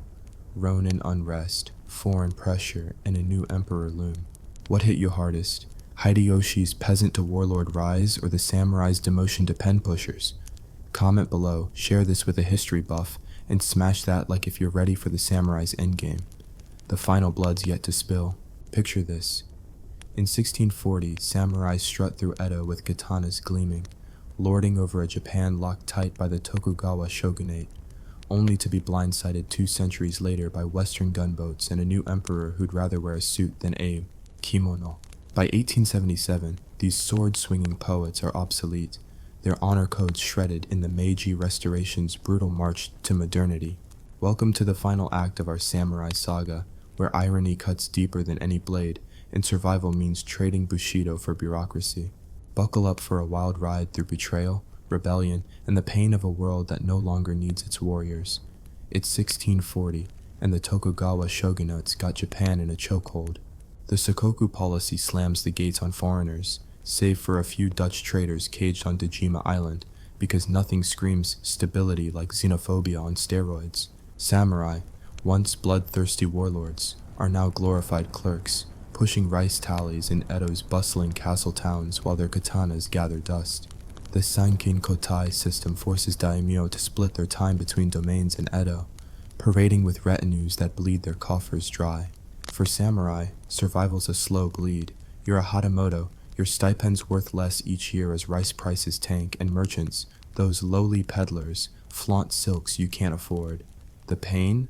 Your pride's chained to a warrior code, but your kids are eating watery gruel, and your armor's pawned to pay debts. Irony alert. The samurai who fought for this peace are now its poorest victims, outclassed by shopkeepers in a world they helped build. Bushido's a polished prison now. Scholars like Yamamoto Tsunetomo, penning Hagakure in 1716, preach loyalty and death before dishonor, but it's a cruel farce. Seppuku's a bureaucratic art. Botch a tax ledger, and your lord might demand your guts as an apology. Picture writing a death poem, your Kai Shakunin sharpening his blade, all because you miscalculated rice quotas. Absurd? Oh yes. Lower samurai, Gokinen, G-samurai, feel the squeeze worst, scraping by on stipends that barely cover sako. Some turn ronin, masterless and despised, drifting to cities or banditry. The 47 Ronin saga of 1703 is the era's poster child. Loyal retainers avenge their lord's death, then commit seppuku en masse. Heroic? Sure. But it's a stark reminder. Defy the shogunate, and even honor ends in blood. Survival's pain. Your name's only as good as your lord's whims, and one misstep ruins your family. Society's a pressure cooker. Edo's a booming metropolis with merchants thriving in Osaka and Kyoto too, fueling a vibrant urban culture, kabuki theaters, ukiyo-e, prince of geishas, pleasure quarters buzzing. Samurai, banned from trade, stew in resentment, borrowing from the very merchants they scorn. Samurai wives manage crumbling households, their pain hidden behind stoic masks. Daughters are pawns for alliances, married off to men who see them as contracts. Onabugeisha are gone. The Najinata is a ceremonial prop now. Commoner women, meanwhile, work as shopkeepers or courtesans, their freedom a slap to samurai rigidity. The shogunate's Confucian dogma, hierarchy, obedience, filial piety, locks everyone in place, but samurai feel it most, their identity tied to a warrior ideal that's now a museum piece. Economically, it's a slow-motion disaster. Rice-based stipends lose value as markets boom and inflation bites. By 1800, some samurai moonlight as teachers or craftsmen, humiliation for warriors trained to kill. Peasants taxed to death to fund Sankin Kotai's lavish processions spark over 1,800 revolts between 1600 and 1868, per historical records. The 1780s Tenmai famine kills nearly 1 million, and samurai enforce order, cutting down starving rebels who share their hunger. The irony's bitter. The shogunate's peace starves its protectors while merchants sip sake in mansions. Castles like Himeji, architectural marvels with moats and murder holes, stand as relics, useless against economic rot. Then, in 1853, Commodore Perry's black ships steam into Edo Bay, cannons gleaming. The shogunate, caught napping, signs unequal treaties with the West, opening ports and pride to foreign merchants. Samurai split like a cracked blade. Some, like the Shishi radicals, scream "Sono joy," revere the emperor, expel the barbarians, plotting to overthrow the shogunate. Others, loyal to Tokugawa, cling to the old ways, hoping to negotiate. The pain of survival.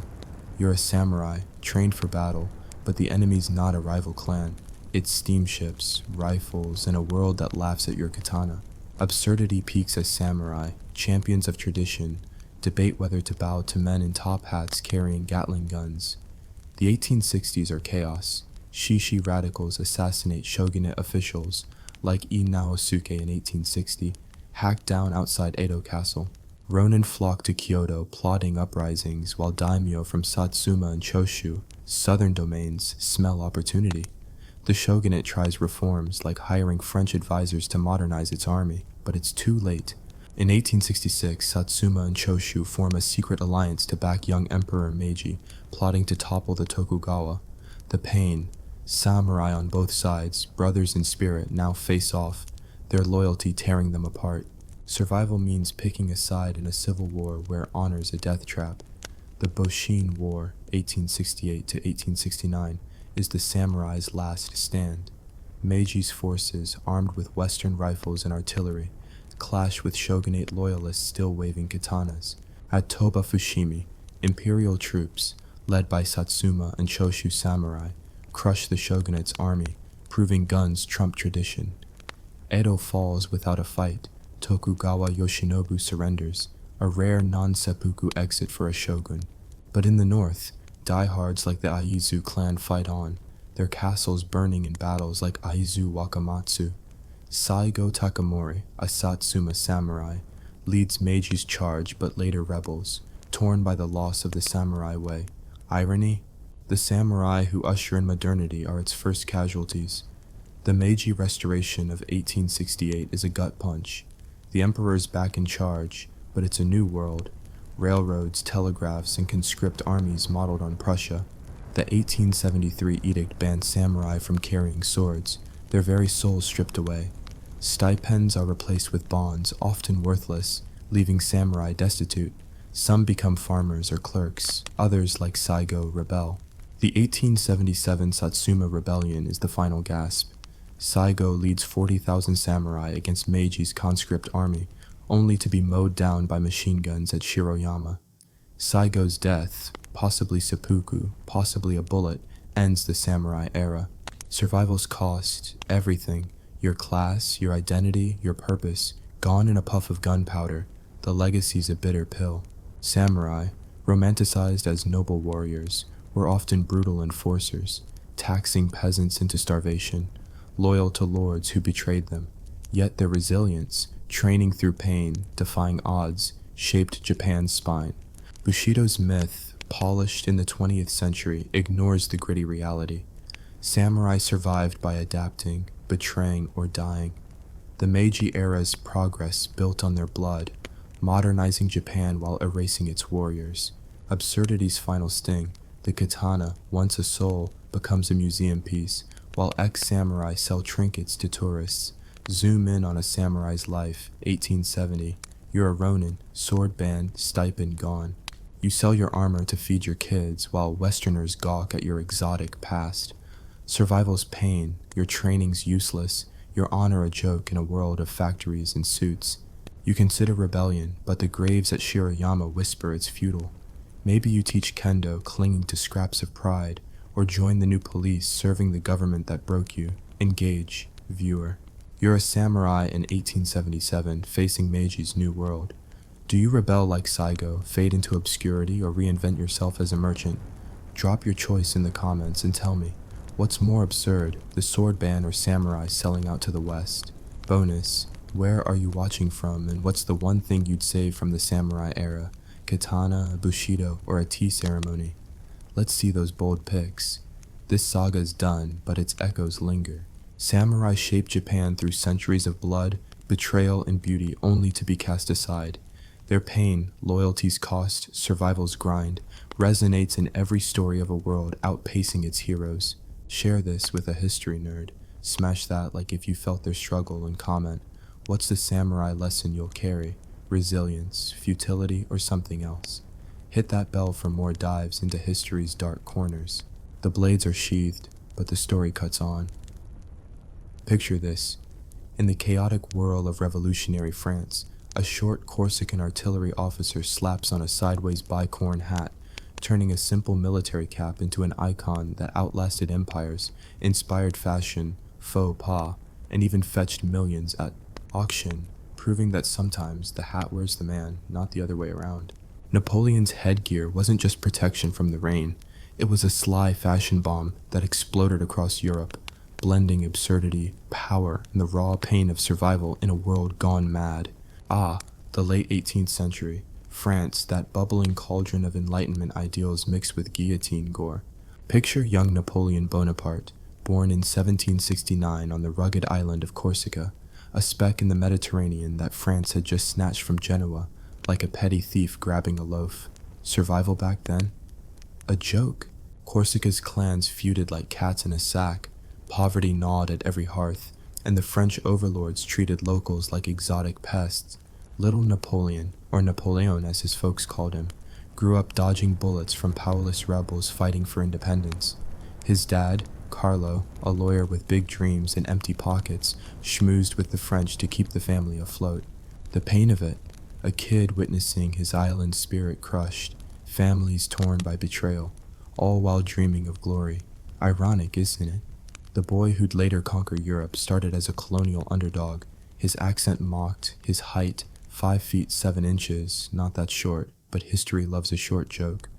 A punchline. Fast forward to 1785. Napoleon, 15, ships off to the École Militaire in Paris, courtesy of a French scholarship. Talk about biting the hand that feeds. Paris? A stinking paradise of opulence and filth.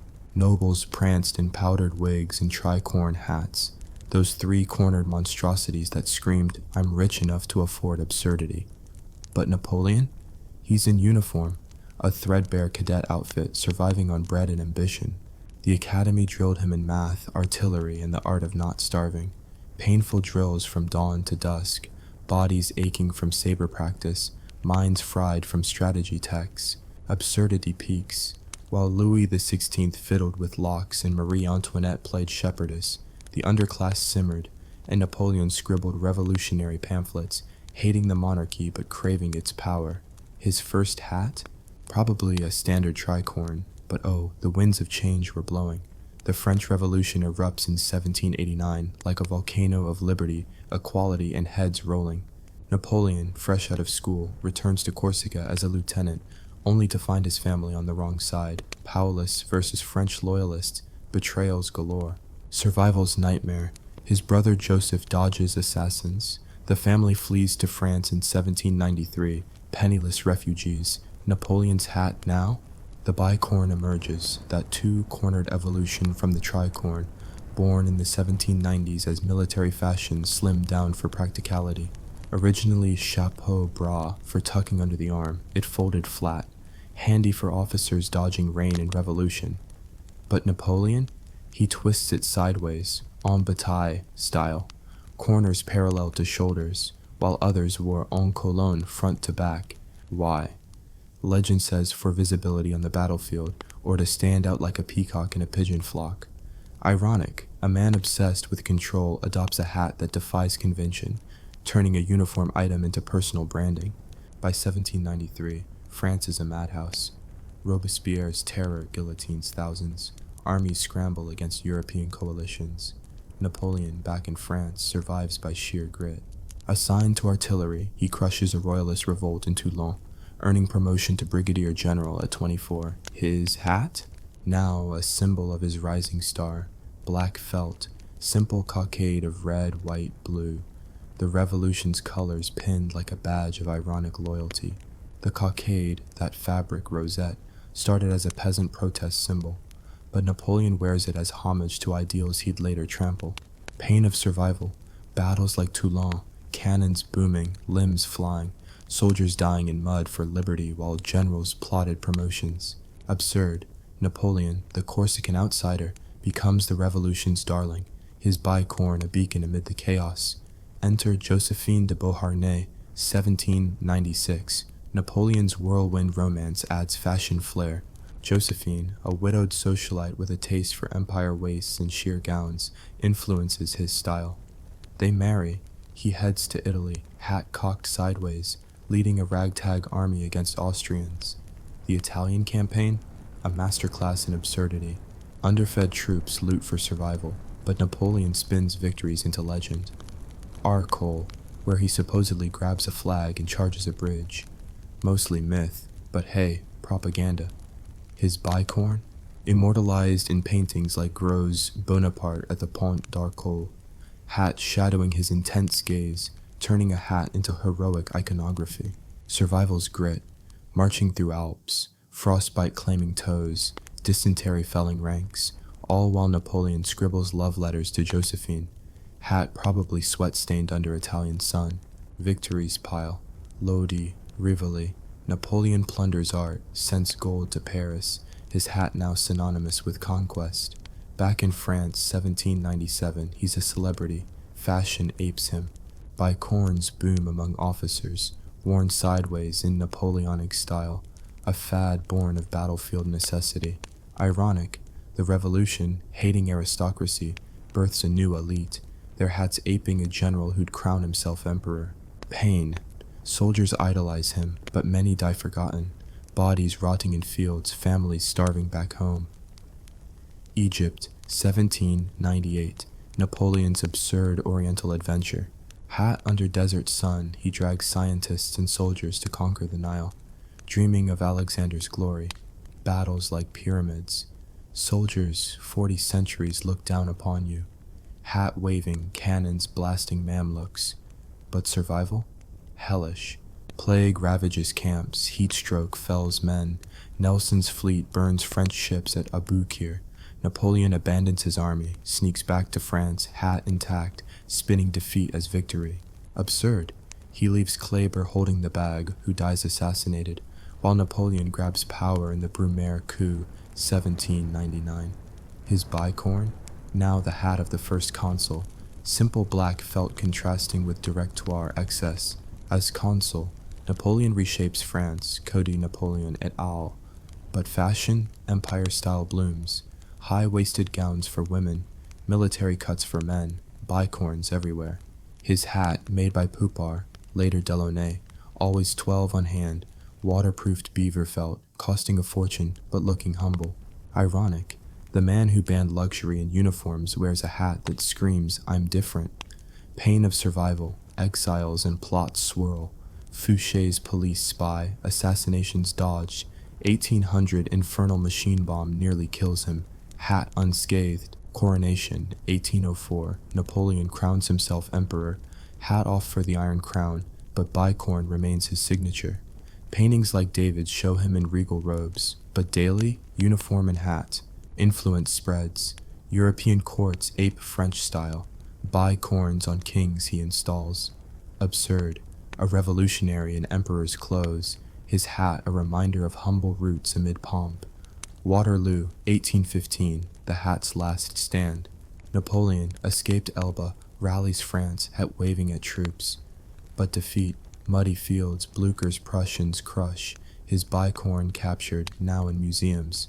Exiled to St. Helena, he swaps for a cocked hat, dying 1821, cancer gnawing, hat a ghost. Post-Napoleon, the hat lives on.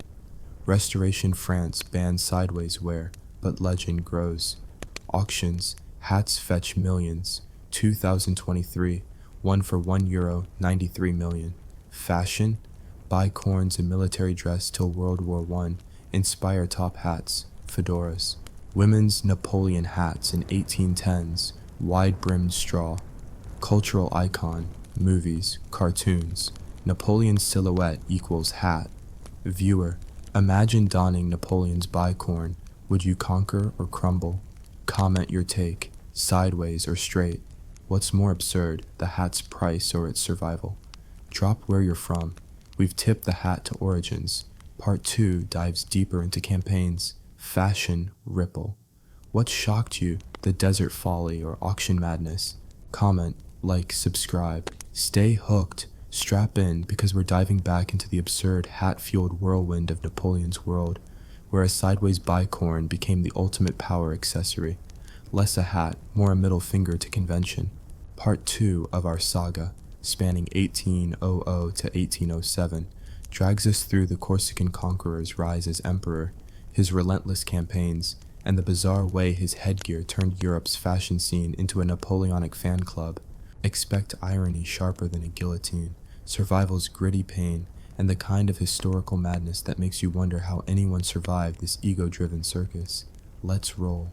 It's 1800 and Napoleon's first consul, running France like a startup CEO with a penchant for cannons.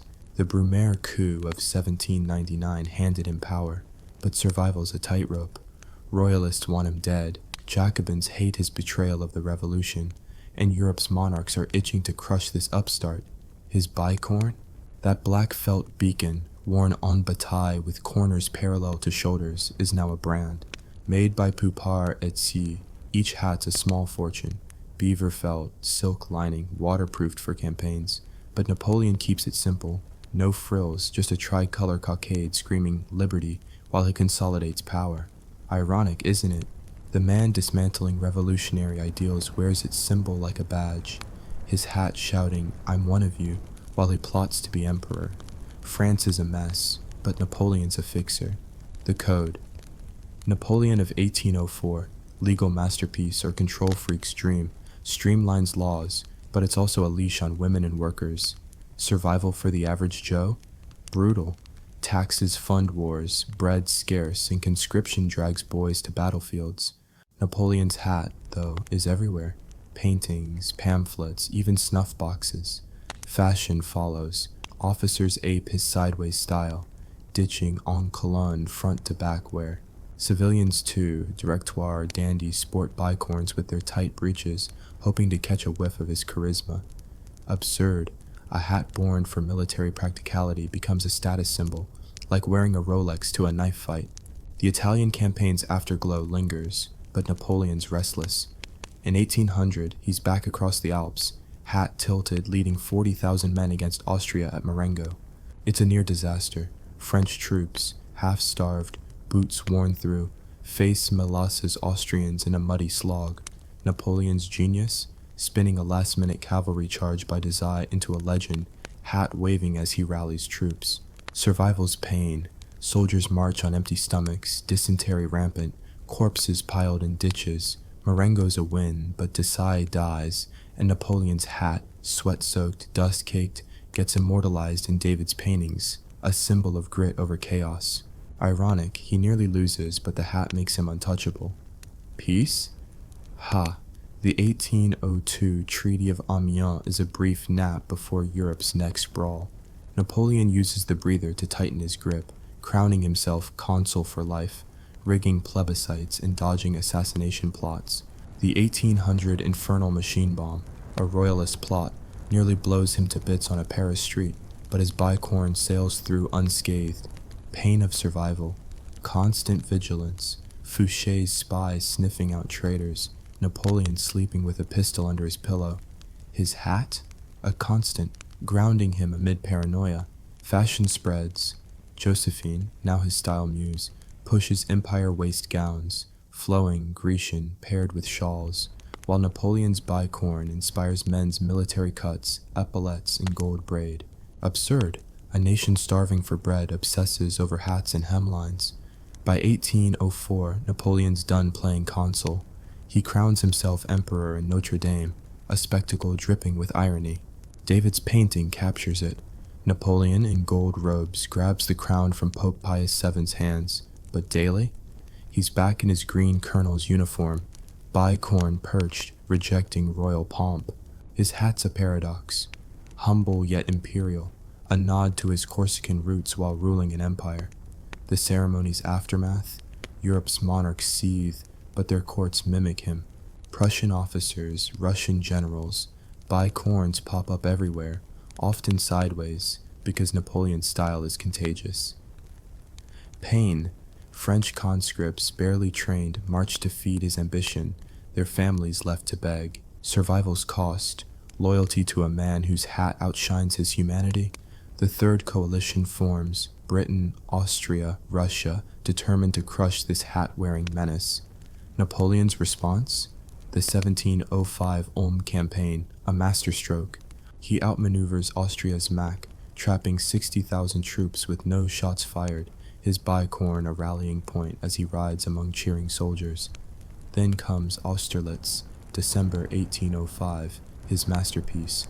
Facing Alexander the Firm and Francis II, Napoleon lures them into a trap on the Pratzen Heights, his 73,000 men outsmarting 90,000.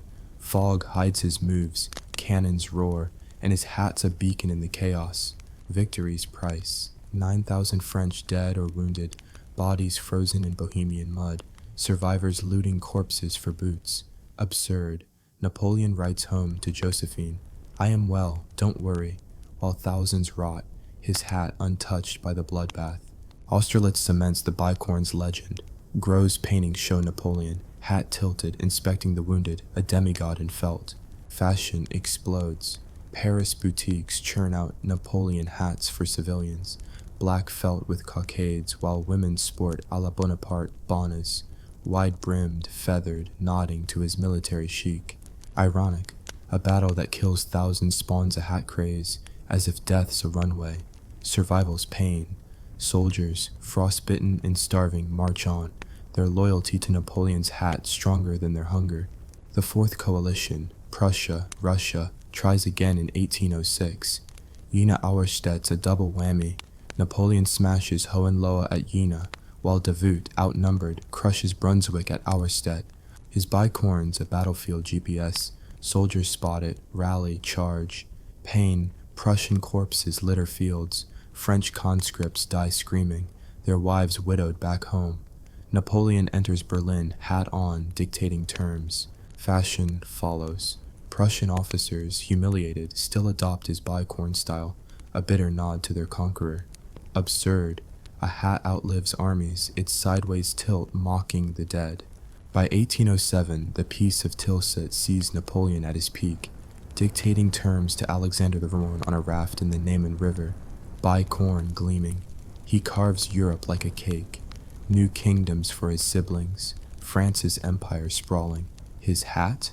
A global icon.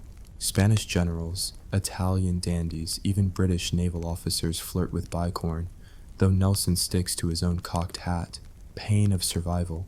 Napoleon's Grande Armée, stretched thin, faces endless marches, disease, and desertions. Soldiers idolize him, but their bones bleach fields from Lisbon to Moscow. Ironic, the hat's fame grows as bodies pile, a fashion statement forged in blood. Napoleon's personal life? A mess. Josephine's affairs and infertility strain their marriage. He eyes divorce, but her fashion influence lingers. Her shawls and low-cut gowns set trends, complementing his bicorn's stark simplicity. Paris salons buzz with Napoleonic style. Men in high boots, women in empire dresses, all chasing his aura. Absurd. A man who barely sleeps obsesses over his hat's fit, ordering 12 a year, each handcrafted to survive rain, wind, and war. Zoom in on a soldier's life, 1806. You're a conscript in the Grande Armée, marching to Jena, boots rotting, stomach growling. Napoleon rides past, bicorn a black star against the dawn, and you cheer despite the dysentery. Survival's pain. You'll die for a man you've never met, his hat more famous than your name. Back home, your sister stitches empire gowns, dreaming of Paris, unaware you're fertilizer for Prussia's fields. Irony, you fight for liberty, but Napoleon's hat rules your fate. Engage, viewer. You're a soldier under Napoleon, spotting his bicorn in the fog. Do you charge for glory, desert for survival, or steal his hat for clout? Drop your move in the comments and tell me, what's wilder, the bicorn's global craze or Napoleon crowning himself? Bonus, where are you watching from, and what's the one fashion trend you'd start in 1806? Let's see those bold ideas. We're pausing here, at Napoleon's zenith, his hat a symbol of conquest and contradiction. Part 3 dives into the empire's cracks, Spain, Russia, and the bicorn's fading glory. What hit you hardest, Austerlitz's brilliance or the hat's fashion takeover? Comment below, share this with a history nerd, and smash that like if you're hooked on this sartorial saga. The hat's still on, but the storm's coming. Here we go, plunging back into the chaotic, hat-topped saga of Napoleon, where his sideways bicorn rules battlefields and ballrooms alike. A black felt crown for a man who'd rather conquer than govern. Part 3, spanning 1807 to 1814, drags us through the crumbling peak of his empire. Spain's guerrilla hell, Russia's frozen nightmare, and the slow bleed of his legend as Europe turns on him. The bicorn? Still his trademark, but it's starting to look like a relic in a world of shifting tides. Expect irony sharper than a bayonet, absurdity piled like battlefield corpses, and the raw pain of survival in a war machine that eats its own. Let's dive in. It's 1807, and Napoleon's riding high after Tilsit, his bicorn a beacon of triumph as he carves Europe into kingdoms for his siblings, Joseph in Naples, Louis in Holland, Jerome in Westphalia. The man's playing risk with real lives, his hat tilted like he owns the world. But cracks are showing. The continental system, his blockade to starve Britain of trade, is a masterclass in self-sabotage. French ports rot, smugglers thrive, and peasants go hungry while Napoleon's hat stays pristine. Ironic, isn't it? The guy who built an empire on victories can't see his own embargo choking his people. Survival's pain. Merchants dodge taxes, sailors desert, and conscripts, boys barely old enough to shave, march to feed Napoleon's ego, their families scraping by on moldy bread. Spain, 1808, Napoleon's first big oops. He ousts the Spanish royals, plops brother Joseph on the throne, and expects a warm welcome. Instead, he gets a guerrilla war that bleeds his army dry. Spanish peasants, armed with knives and fury, ambush French columns, while British troops under Wellington land to stir the pot. Napoleon rides in, bicorn gleaming, to fix it at battles like Somosierra, charging through mountain passes with Polish lancers. Paintings show him, hat forward, rallying troops in snow, but reality's grim. 100,000 French casualties over years. Soldiers hacked apart in alleys, their bodies dumped in ravines. Pain of survival. French conscripts, far from home, face machetes and disease, while locals fight for freedom Napoleon promised but never delivered. Absurd. His hat, a symbol of revolution, now crowns an imperialist nightmare. The bicorn's still king, though. Napoleon's 12 hats a year, crafted by Delaunay now, Poupard's successor, are battlefield proof. Rain, dust, sweat, no problem. Officers across Europe mimic the sideways style, from Prussian hussars to Russian dragoons, a bizarre tribute to a man they're plotting to crush. In France, fashion's Napoleonic fever. Men sport tailored coats with epaulettes. Women wear empire gowns with puffed sleeves and Bonaparte bonnets, wide-brimmed, feathered, flood Paris streets. Ironic, a war that starves millions fuels a fashion boom, as if a good hat can mask the smell of death. Pain.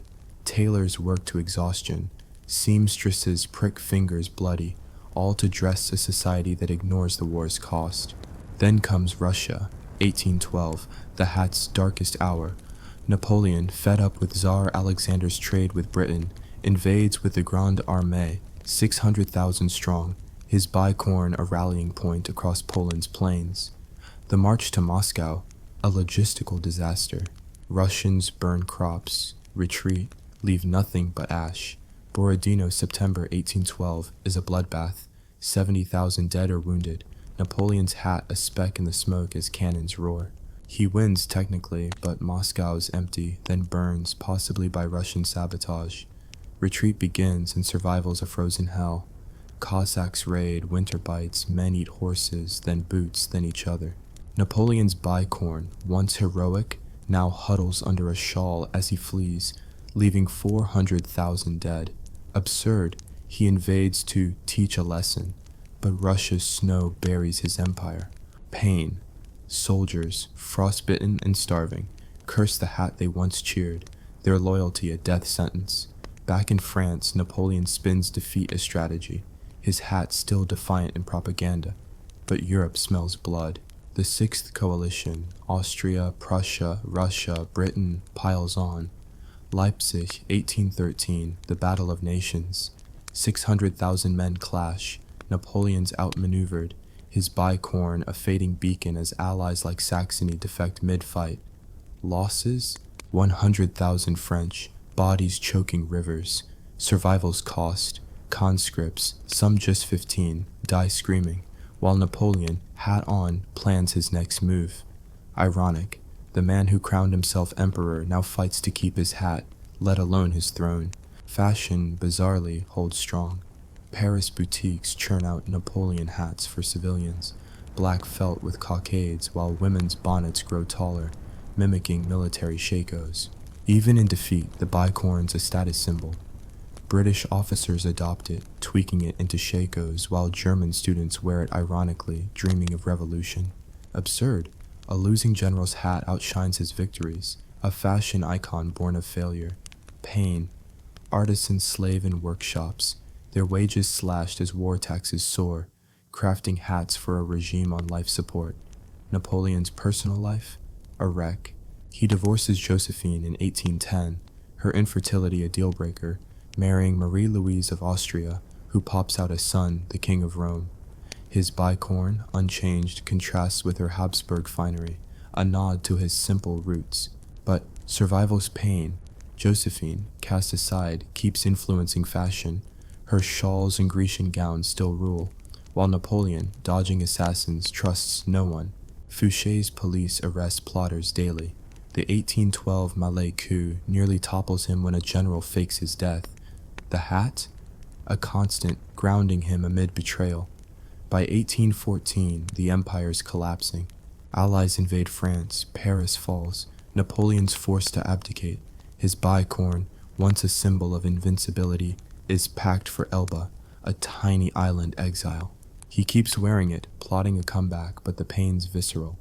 His soldiers, loyal to the hat, are jobless, families destitute. Absurd, the man who reshaped Europe's now a tourist attraction, his hat mocked by royalist cartoons. Fashion shifts. Restoration France bans sideways bicorns, pushing shakos and top hats, but Napoleon's style lingers in military dress, from Spain to Russia. Zoom in on a soldier's life. 1812 Russia. You're a conscript, marching to Moscow, boots frozen to your feet, spotting Napoleon's bicorn in the blizzard. You cheer, then starve, scavenging horse flesh as Cossacks pick off stragglers. Survival's pain. Your brother's dead at Borodino. Your village taxed to nothing, all for a hat that's warmer than you. Irony. You fight for glory, but Napoleon's already halfway to Paris, leaving you to die. Engage. Viewer. You're in Napoleon's Grande Armée, bicorn in sight. Do you desert in Russia's snow, steal the hat for ransom, or die loyal? Drop your choice in the comments and tell me, what's crazier, the bicorn's lasting fame or Napoleon's Russian gamble? Bonus. Where are you watching from, and what's the one item you'd smuggle into 1812 to survive? Let's see those wild plans. We're pausing here, on the edge of Napoleon's fall, his hat a fading star. Part 4 dives into Waterloo, exile, and the bicorn's bizarre afterlife as a cultural icon. What hit you hardest? Russia's frozen graveyard or the hat's fashion grip? Comment below, share this with a history buff, and smash that like if you're hooked on this sartorial madness. The hat's down, but not out. Here we are, at the final act of Napoleon's hat-tastic saga, where his iconic sideways bicorn, once the crown of a conqueror, fades into legend as his empire crumbles and the world moves on. Spanning 1814 to the present, Part 4 drags us through Waterloo's muddy end, exile's lonely sting, and the absurd afterlife of a hat that outlived its wearer to become a cultural fetish, fetching millions at auction. Expect irony thicker than Parisian fog, absurdity piled like battlefield bones, and the searing pain of survival in a world that discards its heroes. Let's close this curtain with a flourish. It's 1814, and Napoleon's empire is a house of cards in a hurricane. Paris falls, allies, Russia, Prussia, Austria, Britain, circle like vultures, and he's forced to abdicate. His bicorn, that black felt beacon, is packed for Elba, a speck of an island where he's exiled like a naughty schoolboy. Survival's pain. The man who ruled Europe now tends a garden, his hat a bitter reminder of lost glory. He keeps wearing it, sideways as ever, plotting a comeback while locals gawk at the Emperor of Elba. Ironic, isn't it? The guy who conquered nations is reduced to signing fishing permits. His bicorn mocked in British cartoons as a symbol of hubris. Yet, even in exile, it's magnetic. Soldiers who followed him to hell sneak visits, loyal to the hat more than the man. Then, 1815, the 100 Days. Napoleon bolts from Elba, lands in France, and bam, rallies an army like it's 1805. His bicorn, dusted off, leads the charge as crowds cheer. Vive l'Empereur! He marches to Paris. Louis XVIII flees, and the hat's back in business. But Europe's done playing. The Seventh Coalition, Britain, Prussia, everyone with a grudge, mobilizes. Waterloo, June 1815, is the final curtain.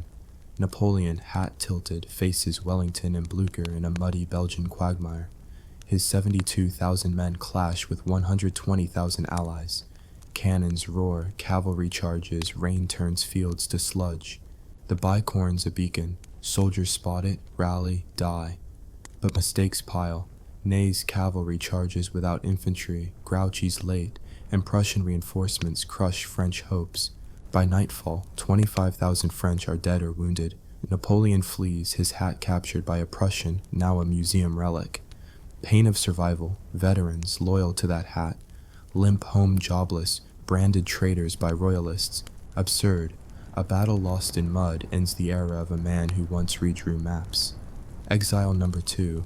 St. Helena, 1815, a rock in the South Atlantic. Napoleon swaps his bicorn for a simpler cocked hat, the sideways style too tied to his imperial past. Survival's grim. Cancer gnaws his stomach. British guards watch his every move, and he dictates memoirs to kill time. His hat? Left behind in artifacts. Some say he gifted one to a guard, others sold at auctions. He dies in 1821, age 51, his body autopsied, his legend already outgrowing him. Pain, his son, the King of Rome, languishes in Austrian obscurity, while Josephine's dead and his siblings scatter, their thrones gone. Ironic, the man who made hats iconic spends his final days hatless, a prisoner of his own myth. France moves on, but the bicorn lingers. The Bourbon Restoration bans sideways wear, too Napoleonic, but military uniforms keep it, evolving into shakos by 1830. Fashion shifts. Men's top hats and bowlers replace bicorns, but women's Napoleon bonnets persist into the 1820s, wide-brimmed and feathered, a nod to his style. Europe's courts, once aping his hat, now mock it, yet officers from Spain to Russia wear variants, a grudging tribute. Absurd. A defeated emperor's hat outlives his empire, a fashion ghost haunting parades.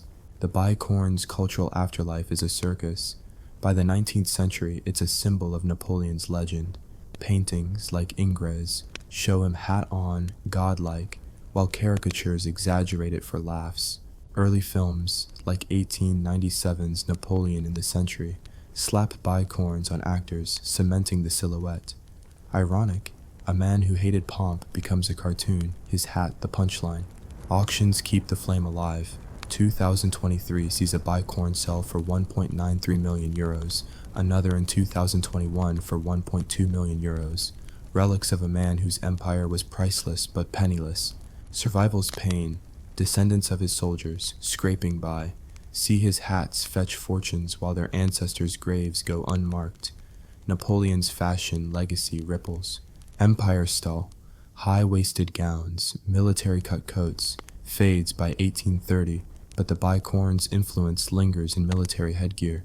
British shakoes, Prussian pickelhaubes, even American kepis owe a debt to his hat's sleek utility. Women's fashion? Bonaparte bonnets evolve into Victorian poke bonnets, their wide brims echoing his flair. By the 20th century, bicorns are ceremonial, worn by French diplomats or naval officers, but the sideways style screams Napoleon, a brand that won't die. Absurd, a hat born in revolution becomes a prop for bureaucrats, its rebel spirit tamed. The pain of survival echoes beyond Napoleon. His veterans, branded Bonapartists, face exile or execution under the Bourbons. Some flee to America, joining colonies in Texas or Alabama, their bicorns swapped for cowboy hats. Others, like Marshal Ney, face firing squads loyal to a hat now collecting dust. Families of conscripts, widowed or orphaned, beg in streets, their sacrifice forgotten while Napoleon's hats are fetishized. Ironic, the man who promised liberty leaves a legacy of widows and relics, his hat more enduring than his laws. Culturally, the bicorn's a chameleon. In Japan, Meiji officers adopt it, mimicking French style. In pop culture, it's Napoleon's shorthand. Think Bill and Ted's Excellent Adventure, or Napoleon Dynamite. Misnamed, but the vibe's there. Museums display his hats like holy grails. Berlin's Deutsches Historisches Museum, Paris' Musée de l'Armée, while fakes flood markets, because who doesn't want a piece of the myth? Pain. Historians debate his hat's authenticity, while the soldiers who died under them are footnotes. Absurd. A hat's provenance gets more ink than the lives it led to ruin. Zoom in on a veteran's life. 1820. You're a Grande Armée survivor, limping through Paris, medals worthless, your bicorn sold to buy bread. Napoleon's dead, his hat a museum piece, but you're a pariah, dodging royalist spies. Survival's pain, your scars ache, your kids starve, and the hat you followed to Moscow is now a rich man's trophy. Ironic, you fought for glory, but glory's a hat on a shelf, while you beg for scraps. The legacy's the kicker. Napoleon's bicorn, born in revolution, carried through conquest, outlives him as a symbol of ambition, folly, and style. It shaped fashion, military chic, women's bonnets, even modern fedoras trace back to its silhouette. But the cost? Millions dead, from Austerlitz to Waterloo, their names lost while his hat sells for millions. Absurd, a piece of felt outshines an empire's blood. Pain. The survivors, soldiers, widows, orphans carry scars, while the hat gets the glory. Engage, viewer. You're in 1815 watching Napoleon's bicorn vanish in Waterloo's mud. Do you steal it, join the exile, or burn it in defiance? Drop your move in the comments and tell me, what's wilder, the hat's auction prices or its pop culture immortality? Bonus, where are you watching from, and what's the one thing you'd wear to outshine Napoleon's bicorn?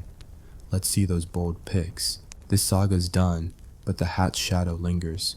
Napoleon's bicorn, a rebel's crown, carried him from Corsica to St. Helena, reshaping fashion and history. Its legacy, part genius, part tragedy, reminds us that symbols endure when lives fade. Share this with a history nerd. Smash that like if you felt the pain, and comment, what's the bicorn's lesson, style's power, or glory's cost? Hit that bell for more dives into history's absurd corners. The hat's off, but its story lives on. Have you ever wanted something so badly you'd be willing to change your relationship status on social media? Now, imagine you wanted someone so badly you were willing to change the entire religious and political landscape of your country, execute your friends, and plunge your nation into a century of chaos, all for the possibility of getting a son. Welcome to the world of history, where the fate of empires doesn't rest on grand strategies or noble ideals, but on the incredibly petty, deeply desperate, and dangerously horny decisions of a few powerful people. This isn't a love story. It's a story about how one king's midlife crisis, fueled by an epic obsession, ripped a kingdom from its very foundations. And it all started with a simple, terrifying problem. The king was shooting blanks. Let's set the scene. The year is 1525. England is a damp, devoutly Catholic island on the edge of Europe, a second-rate power at best, and sitting on its throne is King Henry VIII. But forget the bloated, turkey-leg chomping tyrant you see in portraits. At this point, Henry is the Renaissance equivalent of a rock star. He's handsome, athletic, a talented musician, a published author, and, most importantly, a ferociously devout Catholic. The Pope himself had even given him the shiny title, Defender of the Faith, for writing a book-length takedown of Martin Luther's Protestant ideas. Henry was God's golden boy, the poster child for pious, powerful monarchy. He had a queen, Catherine of Aragon, a Spanish princess of impeccable breeding, daughter of the legendary Ferdinand and Isabella, who had funded Columbus. She was dignified, beloved by the people, and utterly, tragically incapable of giving him what he truly craved: a son, an heir. Despair was not an option. The primary model had to be produced. In the brutal, high-stakes game of 16th century genetics, this was a catastrophic failure. Henry and Catherine had been married for nearly 2 decades. In that time, Catherine had endured a heartbreaking series of pregnancies, miscarriages, stillbirths, and infants who died within weeks. Out of this parade of tragedy, only one child survived to adolescence, a girl, Mary. And in the deeply misogynistic world of European royalty, a daughter was little more than a beautifully decorated pawn to be married off for a political alliance. She couldn't lead armies. She couldn't continue the Tudor dynasty's fragile grip on a throne won through bloody civil war just a generation earlier. Henry looked at his daughter and saw a dynastic dead end. He looked at his aging wife, her body worn out from years of traumatic pregnancies, and saw a divine punishment. This is where a normal person might consider adoption, or perhaps take up a hobby. Henry, being a king with an ego the size of a cathedral, decided God himself must be angry with him. And why? He scoured the Bible, like a man desperately trying to find a loophole in a celestial contract. And he found it, or at least he thought he did. In the book of Leviticus, chapter 20, verse 21, it says, "If a man shall take his brother's wife, it is an unclean thing. He shall be childless." And who was Catherine of Aragon before she was Henry's wife? She was briefly and supposedly unconsummatedly married to Henry's older brother, Arthur. Boom, there it was, a biblical thunderbolt. His marriage, he declared, was a sham, cursed by God from the start. It didn't matter that the previous pope had given them a special dispensation to marry in the first place, basically a divine permission slip. Henry, a man whose primary skill was jousting and having great calves, decided he was now a better theologian than the entire Catholic Church. His marriage wasn't just failing, it was a sin, an abomination, and he needed out. He needed an annulment, which is the Catholic way of saying, let's pretend this whole thing never happened. This great matter, as it came to be known, would have been a messy but manageable political headache, if not for the arrival of a human, spark plug named Anne Boleyn. Anne wasn't a classic English rose. She was dark-haired, olive-skinned, with eyes that were famously described as black and beautiful.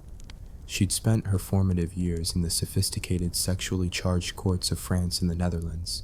She wasn't some naive country girl. She was a master of the intricate dance of courtly politics. When the King of England, the most powerful man in the kingdom, turned his considerable charm and attention towards her, she did something utterly audacious. She said no. Well, not exactly no. She said no, unless... Henry was used to getting what he wanted. He had mistresses. It was practically part of the job description. He already had one with Anne's own sister, Mary. But Anne refused to be just another royal side piece, a temporary amusement to be discarded when the king grew bored. She had seen how that story ended. She played a long, brilliant, and incredibly dangerous game. She held the king at arm's length, tantalizing him with her wit and her charm, but never, ever surrendering the one thing he wanted most. She made it clear. Her bed was for a husband, and her ambition was for a crown. She would be Queen of England, or she would be nothing to him. This drove Henry absolutely insane. It was a challenge to his power, his ego, his very sense of self. He was the king. He did not get friend-zoned. His letters to her are a pathetic, fascinating window into the mind of a powerful man completely undone by desire. He whines, he pleads, he grovels. He calls himself her servant. "Mine own sweetheart," he wrote, "this shall be to advertise you of the great loneliness that I find here since your departing." This wasn't just lust anymore. It was an obsession. Anne Boleyn became the living, breathing symbol of everything he felt he was owed. A son, a legitimate future, a validation of his own will. Getting her wasn't just about getting the girl. It was about bending reality itself to his desires.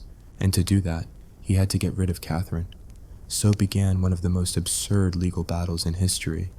Henry sent his top advisors, led by the powerful Cardinal Wolsey, to Rome to persuade Pope Clement VII to grant the annulment. On paper, it seemed plausible. Popes had annulled royal marriages for flimsier reasons, but Henry had the worst possible timing. In 1527, Rome had been brutally sacked by the troops of the Holy Roman Emperor, Charles V. The Pope was, for all intents and purposes, the Emperor's prisoner. And who was Emperor Charles V? He was Catherine of Aragon's adoring and very powerful nephew. Imagine the scene. Henry's envoys arrive in a devastated Rome, trying to convince a terrified pope to publicly declare that his captor's beloved aunt is, and has been for 20 years, living in incestuous sin. It was a diplomatic suicide mission. The pope was caught between a rock and a hard place. On one side, an angry English king threatening all sorts of trouble. On the other, an emperor with an army camped on his doorstep. So Clement did what any sensible bureaucrat does when faced with an impossible choice. He stalled. He formed committees. He ordered investigations. He sent legates to hold sham trials in England.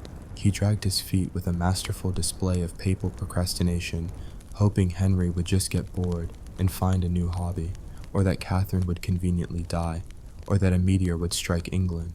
But Henry did not get bored. His obsession only deepened, fanned by the flames of Anne's ambition and his own mounting frustration. Cardinal Wolsey, who had promised the king a quick and easy annulment, found his career, and eventually his life, destroyed by the failure. The king's patience was not just thin, it was non-existent. The man who had once been the defender of the faith now saw the church not as a source of salvation, but as an obstacle, an infuriating piece of celestial red tape standing between him and his destiny. And as the years dragged on, a new, radical idea began to whisper through the English court, championed by a new breed of advisors like Thomas Cromwell and Thomas Cranmer, men with Protestant leanings and a keen sense of political opportunity. The idea was simple yet earth-shattering. What if the Pope didn't have the final say? What if the King of England was the master of his own spiritual house? What if the authority of God could be channeled not through Rome, but through the English crown? This was the nuclear option. For 1,000 years, England had been part of the great family of Catholic Christendom. The Pope was God's vicar on earth. To deny his authority was not just a political act, it was a spiritual rebellion, a heresy that promised eternal damnation. It was like saying you were going to unplug your country from God's internet and start your own private server. The sheer arrogance of it was breathtaking. But Henry was a desperate man, and desperate men are easily seduced by breathtaking arrogance. Anne Boleyn was still holding out. The biological clock of his dynasty was ticking louder and louder. In 1532, after years of waiting, something changed. Anne became pregnant. The game was over. The time for waiting, for pleading, for negotiating with Rome was done. A child was coming, a child that had to be legitimate. A child that Henry was convinced, with all the fervor of a religious zealot, would be the son and heir he had craved for so long. There was no going back. In a flurry of revolutionary acts, Henry VIII took a wrecking ball to English society. He secretly married the pregnant Anne Boleyn. He had his new Archbishop of Canterbury, the compliant Thomas Cranmer, officially annul his marriage to Catherine. He then had Cranmer declare his marriage to Anne to be valid. Catherine, the devoted queen of 24 years, was cast aside, stripped of her title, and banished from court, forced to live out her days in lonely isolation, still defiantly insisting she was the only true Queen of England. And then came the final cataclysmic break. In 1534, Parliament passed the Act of Supremacy. It was a short, brutally simple piece of legislation. It declared that the king, and not the Pope, was the supreme head and earth of the Church of England. Just like that, a millennium of religious tradition was severed. The spiritual authority of Rome was declared null and void. The monasteries, vast and wealthy centers of Catholic power, were now on borrowed time. Anyone who refused to accept this new reality, who still believed the Pope held the keys to heaven, was declared a traitor. Men like Sir Thomas More, one of Henry's closest friends and one of the great minds of Europe, would be beheaded for choosing their conscience over their king's will. Henry had done it. He had torn his kingdom away from its spiritual home. He had defied the Pope, enraged the most powerful emperor in Europe, and executed those who stood in his way. He had remade God in his own image, creating a national church whose primary theological purpose was to grant him a divorce. He had burned the whole world down, all for the love of a woman with black eyes and the promise of a son in her belly. The stage was set. The new queen was crowned. The old one was forgotten. The entire kingdom held its breath, waiting for the arrival of the prince who would justify all of this chaos, all of this bloodshed, all of this sacrilege. In September 1533, Queen Anne gave birth to a healthy, red-haired, and disappointingly female baby, a daughter. They named her Elizabeth.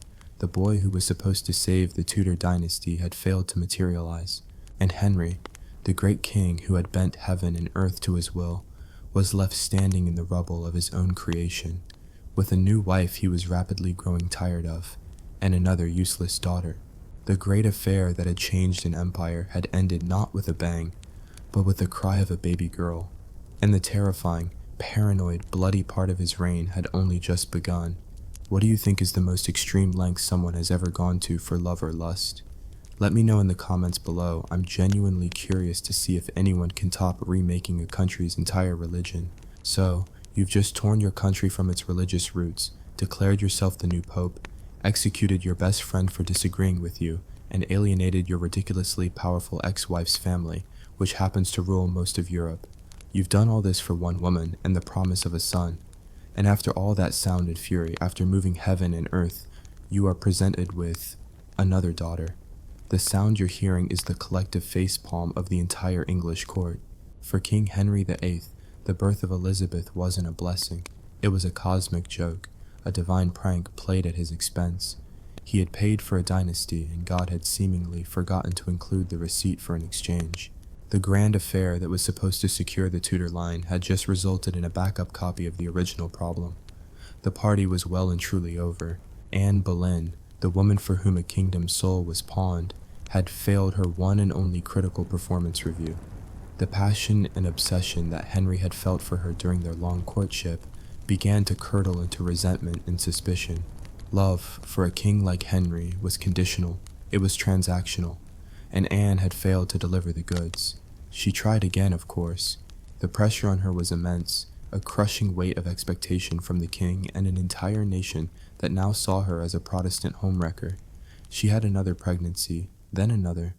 Both ended in miscarriage. The last one, tragically, was a boy. When Henry was informed that Anne had miscarried their son, his reaction was not one of sympathy. It was one of cold, reptilian fury. He stormed into her chambers and venomously declared, "I see that God will not give me male children." And he was already looking for someone to blame. It couldn't possibly be his fault. He was the king, a magnificent specimen of manhood. No, the defect, the curse, must lie with the woman. First Catherine, now Anne. It was a pattern, and as Henry's gaze fell from Anne, it landed on a quiet, pale, gentle lady in waiting.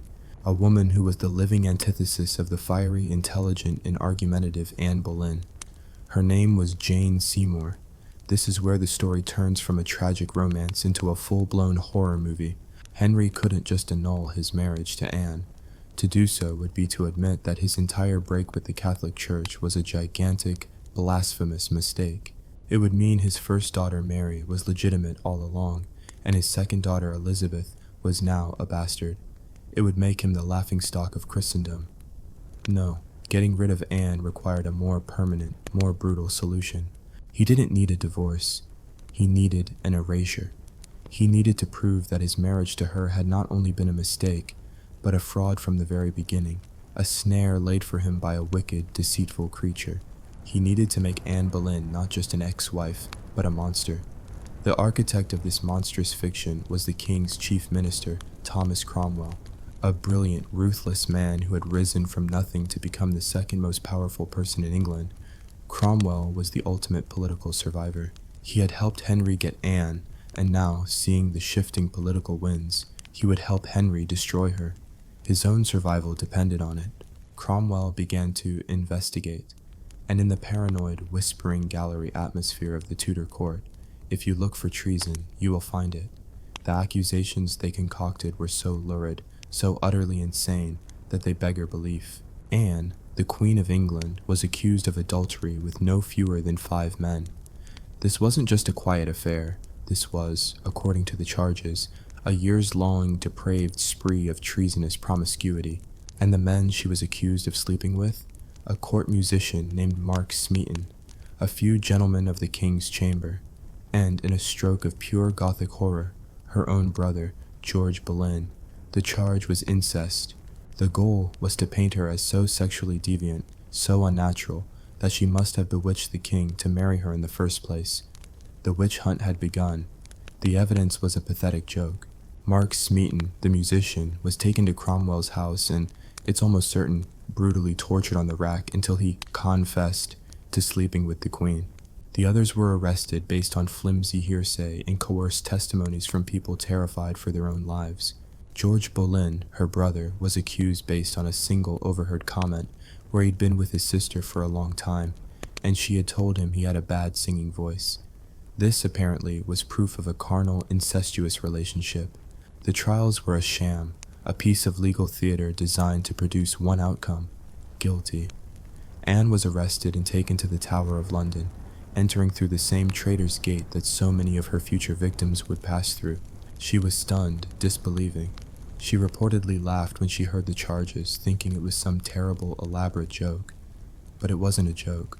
The system that she and Henry had created, a system where the king's will was law and the charge of treason was the ultimate weapon, was now being turned on her with terrifying efficiency. She was tried by a jury of her peers, a council of nobles, presided over by her own uncle, the Duke of Norfolk, who had always hated her. She defended herself with intelligence and dignity, but it was useless. The verdict was a foregone conclusion. She and the 5 men accused with her were sentenced to death. On the 19th of May, 1536, less than 3 years after being crowned queen, Anne Boleyn walked to a scaffold erected on Tower Green.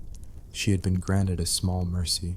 Instead of the gruesome, clumsy executioner's axe used for common criminals, Henry had imported a master swordsman from France to ensure a quick, clean death. In her final speech, she was careful and dignified, saying nothing to condemn the king, likely to protect her daughter Elizabeth. She knelt, prayed, and with a single, silent stroke of a French sword, the woman who had changed the course of English history was gone. Her affair with the king was over. The next day, Henry VIII was formally betrothed to Jane Seymour. 11 days later, they were married. The court moved on as if nothing had happened, a collective, state-mandated amnesia. With Jane, Henry finally found a sense of peace. She was everything Anne wasn't: meek, submissive, and entirely focused on her domestic duties. Her motto was, "bound to obey and serve." It was the perfect balm for Henry's wounded ego. And in October 1537, she did what 2 decades and 2 wives had failed to do. She gave birth to a son, a living, breathing male heir. They named him Edward. The kingdom went wild. Bells rang out across the country. Te Deums were sung in every church. Henry was ecstatic, beyond triumphant. He had been right all along. God did favor him. His great matter, the break with Rome, the bloodshed, the terror, it had all been vindicated. He had his son. He had his dynasty. He had won.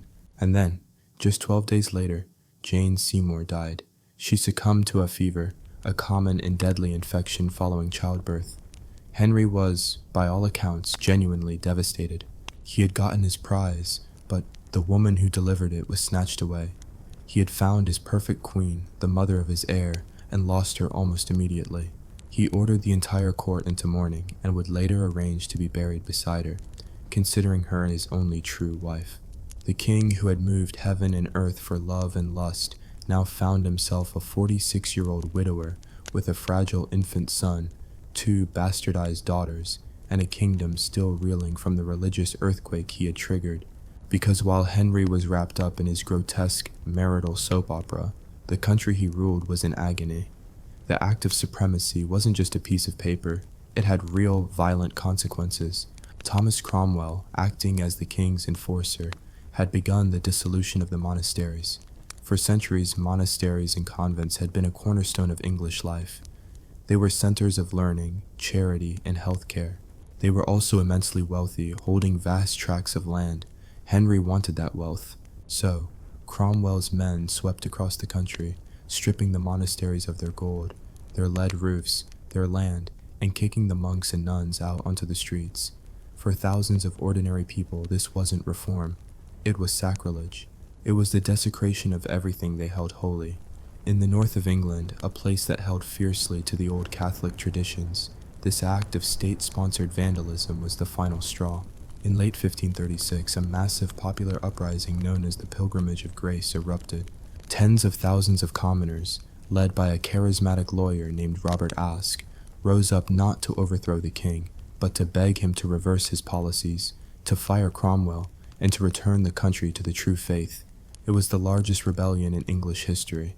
Henry's response was a masterclass in royal treachery. He couldn't crush the rebellion by force. The rebels vastly outnumbered his own troops, so he promised to meet their demands. He offered them all a full pardon.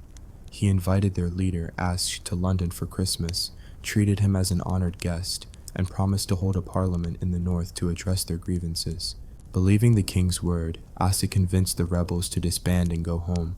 Once they had disarmed, Henry showed his true colors. He declared them all traitors for having rebelled in the first place. The promises were forgotten. The pardon was revoked. Martial law was declared in the north. Hundreds of people, including Robert Aske, were rounded up and brutally executed. Aske was hung in chains from the walls of York Castle until he died of starvation and exposure, his body left to rot as a warning to any others who might dare to question the king's will. This was the kingdom Henry had built, a place where queens could be executed on fabricated charges to make way for new ones, a place where the sacred was plundered for cash, a place where a plea for mercy was answered with a hangman's noose. He had his son, his precious heir, but the cost was a nation traumatized, divided, and bleeding. He had secured his dynasty by bathing it in blood and sacrilege, and now he was alone again. A middle-aged king with a monstrous reputation, a baby heir, and a desperate need for another wife to secure the succession. The search for wife number 4 was on, and it would lead to a diplomatic disaster so embarrassing, so comically awful, that it makes all of this look like a well-thought-out plan. What's the worst blind date you've ever been on? I guarantee it wasn't as bad as what was coming next for the King of England. Tell me your worst date story in the comments. Let's see if it resulted in a major international incident. The son was secured, the dynasty was safe, and the King of England was miserable. After the brief, validating joy of finally producing an heir, Henry VIII found himself in a morbid new reality. He was a 46-year-old widower, grieving for the one wife who had done her duty, and now faced with the terrifying prospect of finding another. Because while he had his prince, the young Edward was a fragile, solitary little boy in an age where infant mortality was brutally common. The Tudor dynasty was a single sniffle away from extinction. Henry didn't need a wife for love. He needed a spare heir production facility, a walking, talking insurance policy with a womb. And so the great European wife hunt began. But this time, the market was limited. In the 10 years since he'd started his great matter, Henry had gone from being one of Europe's most eligible sovereigns to its most toxic bachelor. He was the guy on the international dating scene whose profile picture is 10 years old and whose bio reads, divorced, beheaded, died, divorced, beheaded, survived. The great Catholic houses of Europe, France, and the Holy Roman Empire wanted nothing to do with the heretic who had cast off the noble Catherine of Aragon. Marrying a daughter to Henry was like handing her a signed death warrant. He was radioactive. This is where the ever-resourceful, if increasingly nervous, Thomas Cromwell stepped in. Cromwell saw a political opportunity in the king's biological necessity. England was isolated. Why not forge an alliance with the other Protestant troublemakers in Europe? Specifically, the German princes of the Schmalkaldic League. They were a bulwark against the Catholic Emperor Charles V, and a marriage could seal a powerful anti-Habsburg, anti-papal alliance. Cromwell drew up a short list of eligible German princesses, and one candidate, Anne, the sister of the Duke of Cleves, seemed perfect. The reports described her as gentle, virtuous, and musical. More importantly, her portrait, painted by the master Hans Holbein the Younger, was an absolute knockout. Holbein was the 16th century equivalent of a master of Photoshop and flattering Instagram angles. He painted what the client wanted to see, and Henry, a vain, aging man desperate for a win, saw the portrait of Anne of Cleves and was completely smitten. This was it. This was the one. She was beautiful, politically convenient, and, he assumed, would be suitably grateful to marry the magnificent King of England. He didn't bother with a prenuptial meeting. He saw the picture, he swiped right, and he signed the marriage treaty. The deal was done. Anne of Cleves began the long, arduous journey from the flatlands of Germany to the snake pit of the English court. Henry was as giddy as a schoolboy. He planned a grand romantic gesture to welcome his new bride. As her party neared London, he decided he couldn't wait for the formal ceremonies.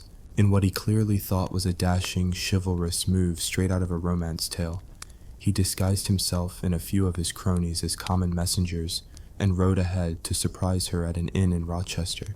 He burst into her chambers, a large 48-year-old man with a festering, foul-smelling ulcer on his leg, disguised in gray rags, expecting his radiant bride to somehow recognize his kingly majesty through the grime and swoon with delight. This is not what happened. Anne of Cleves, who spoke no English, had been raised in a deeply sheltered and formal German court, and had never seen the king before, saw a large, strange man intruding on her privacy. She was confused, possibly alarmed, and gave him a polite but bewildered glance before turning back to watch some bear baiting out the window. There was no spark, no recognition, no swooning, just a deeply, crushingly awkward silence. For Henry, a man whose ego was the size of a small moon, this was a public humiliation of catastrophic proportions. His fantasy had just collided with reality, and reality was a plain-faced German woman who clearly wasn't impressed. He retreated from the room in a state of sputtering, childish fury. "I like her not, I like her not," he famously whined to his attendants. He felt utterly duped, catfished by a portrait. He railed against his advisors for misleading him, complaining that she was nothing like her picture. He called her a Flanders mare. It was a disastrous blind date from which there was no escape. The wedding contracts were signed. The German delegation was already in London. To back out now would be a monumental diplomatic insult to his new and only Protestant allies. He was trapped. He had to marry the mare. The wedding that followed was surely one of the most miserable in royal history. The ceremony was a grim affair, and the wedding night was a complete non-starter. Henry, with a supreme lack of gallantry, later gave graphic testimony to his doctors and counselors that he simply could not bring himself to consummate the marriage. He complained of her body, of her evil humors, and her supposed lack of virginity, a claim for which there was absolutely no evidence. It was the ultimate case of, "It's not me, it's you." For 6 excruciating months they lived as husband and wife in name only, a king and queen locked in a pageant of mutual revulsion. But Henry always found a way out. His legal experts, desperate to save their own skins, unearthed a convenient loophole. A flimsy, long-forgotten pre-contract of marriage between Anne and the Duke of Lorraine's son. It was enough. The marriage, they declared, had never been valid in the first place. And here, Anne of Cleves proved herself to be perhaps the shrewdest of all Henry's wives.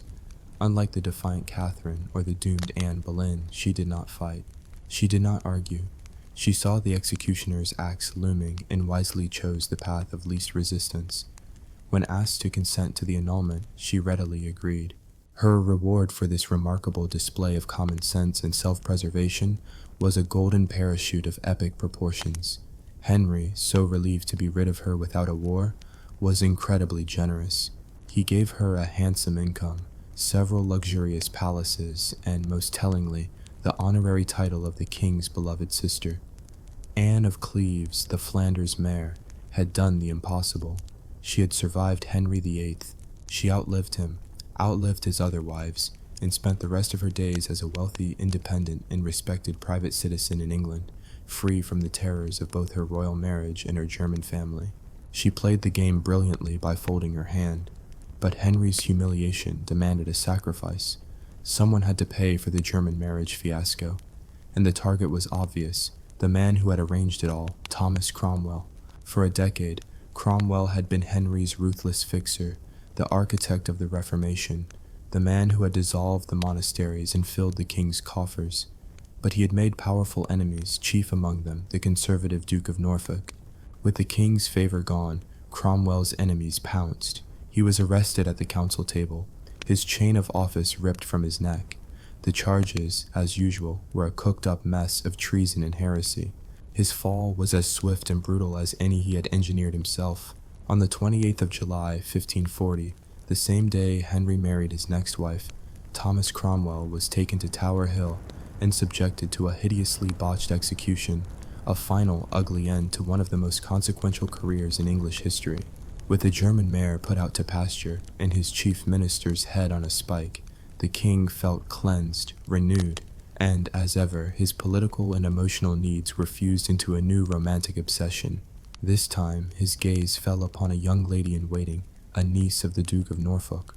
She was everything Anne of Cleves wasn't: petite, vivacious, flirtatious, and by all accounts, not terribly bright. She was a teenager, and he was nearly 50. Her name was Catherine Howard. Henry, the aging, obese, increasingly infirm tyrant, was completely infatuated. He showered her with gifts, wrote her love songs, and felt his youth restored in her presence. He called her his rose without a thorn, his perfect, unblemished English flower. The old king, who had remade a nation in fire and blood, believed he had finally found true happiness with a girl 30 years his junior. A girl who had a very lively, very secret past and an even more reckless present. The stage was being set for a scandal that would make the Anne Boleyn affair look like a model of decorum. The thornless rose was about to reveal just how sharp her thorns really were. Have you ever been completely misled by a profile picture? Tell me your best catfish story in the comments below, and let's see if it ended with a major political execution. The old king was in love, not with the calculated passion he had for Anne Boleyn, nor the comfortable, validating affection he felt for Jane Seymour. This was the doting, almost pathetic infatuation of an aging man for a vibrant, beautiful young woman who made him feel young again. Henry VIII, now approaching 50, was a grotesque parody of his former athletic self. He was morbidly obese, his movements hampered by a jousting wound on his leg that had festered into a foul-smelling, perpetually open ulcer that oozed pus and pain. He was a monster in decline, a tyrant stewing in his own physical misery.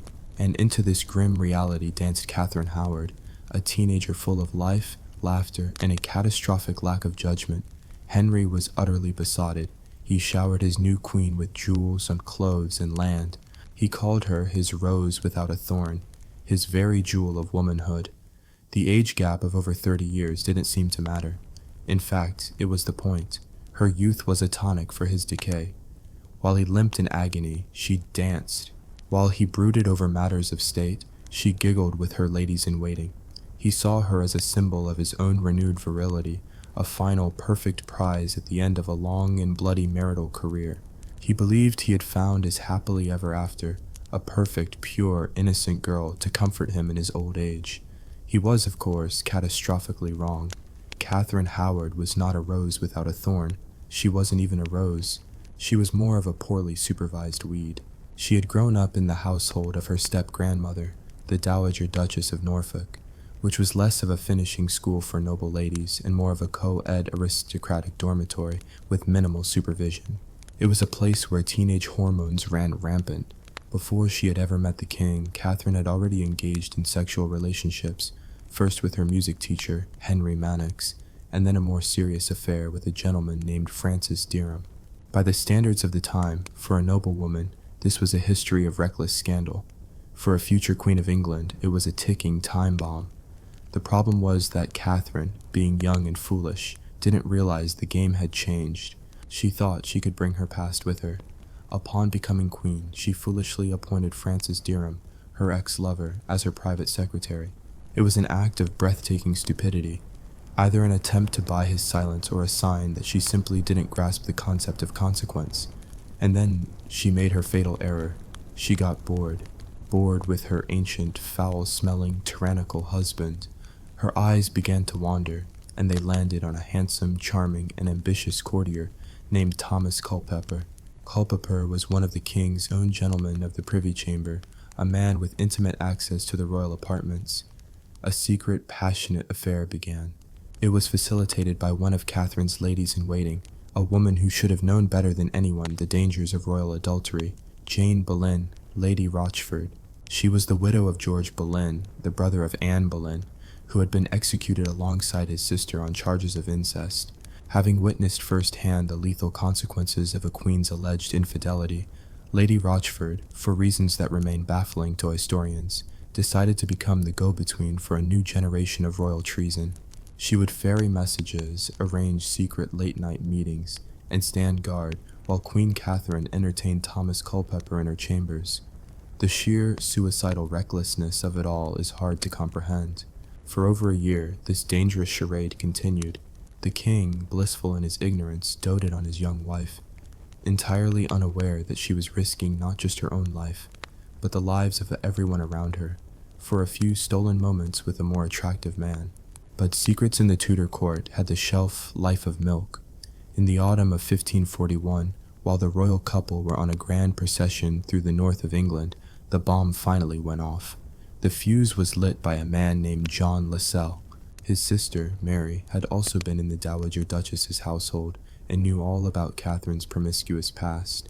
Lascelles, a man with strong Protestant reforming zeal, saw the Queen, a member of the conservative Catholic Howard family, as a political enemy. He passed the information to the Archbishop of Canterbury, Thomas Cranmer. Cranmer was now in the most terrifying position imaginable. He was holding a grenade. If the accusations were false and he told the king, Henry's rage would destroy him for slandering the Queen. If the accusations were true and he said nothing, he would be guilty of treason when the truth inevitably came out. After a sleepless night of panic, Cranmer made his move. He knew a direct confrontation would be met with explosive denial. So, during Mass on All Souls' Day, as the king knelt in prayer, giving thanks for his perfect wife, Cranmer discreetly passed him a letter detailing the allegations. Henry's first reaction was total disbelief. It was a lie, a vile conspiracy concocted by his enemies to rob him of his happiness. He ordered an investigation, confident it would expose the slander and vindicate his beloved Rose. He put the Earl of Hertford, Jane Seymour's brother, in charge, but the investigation, intended to prove her innocence, did the exact opposite. They started with Francis Dereham and Thomas Culpeper.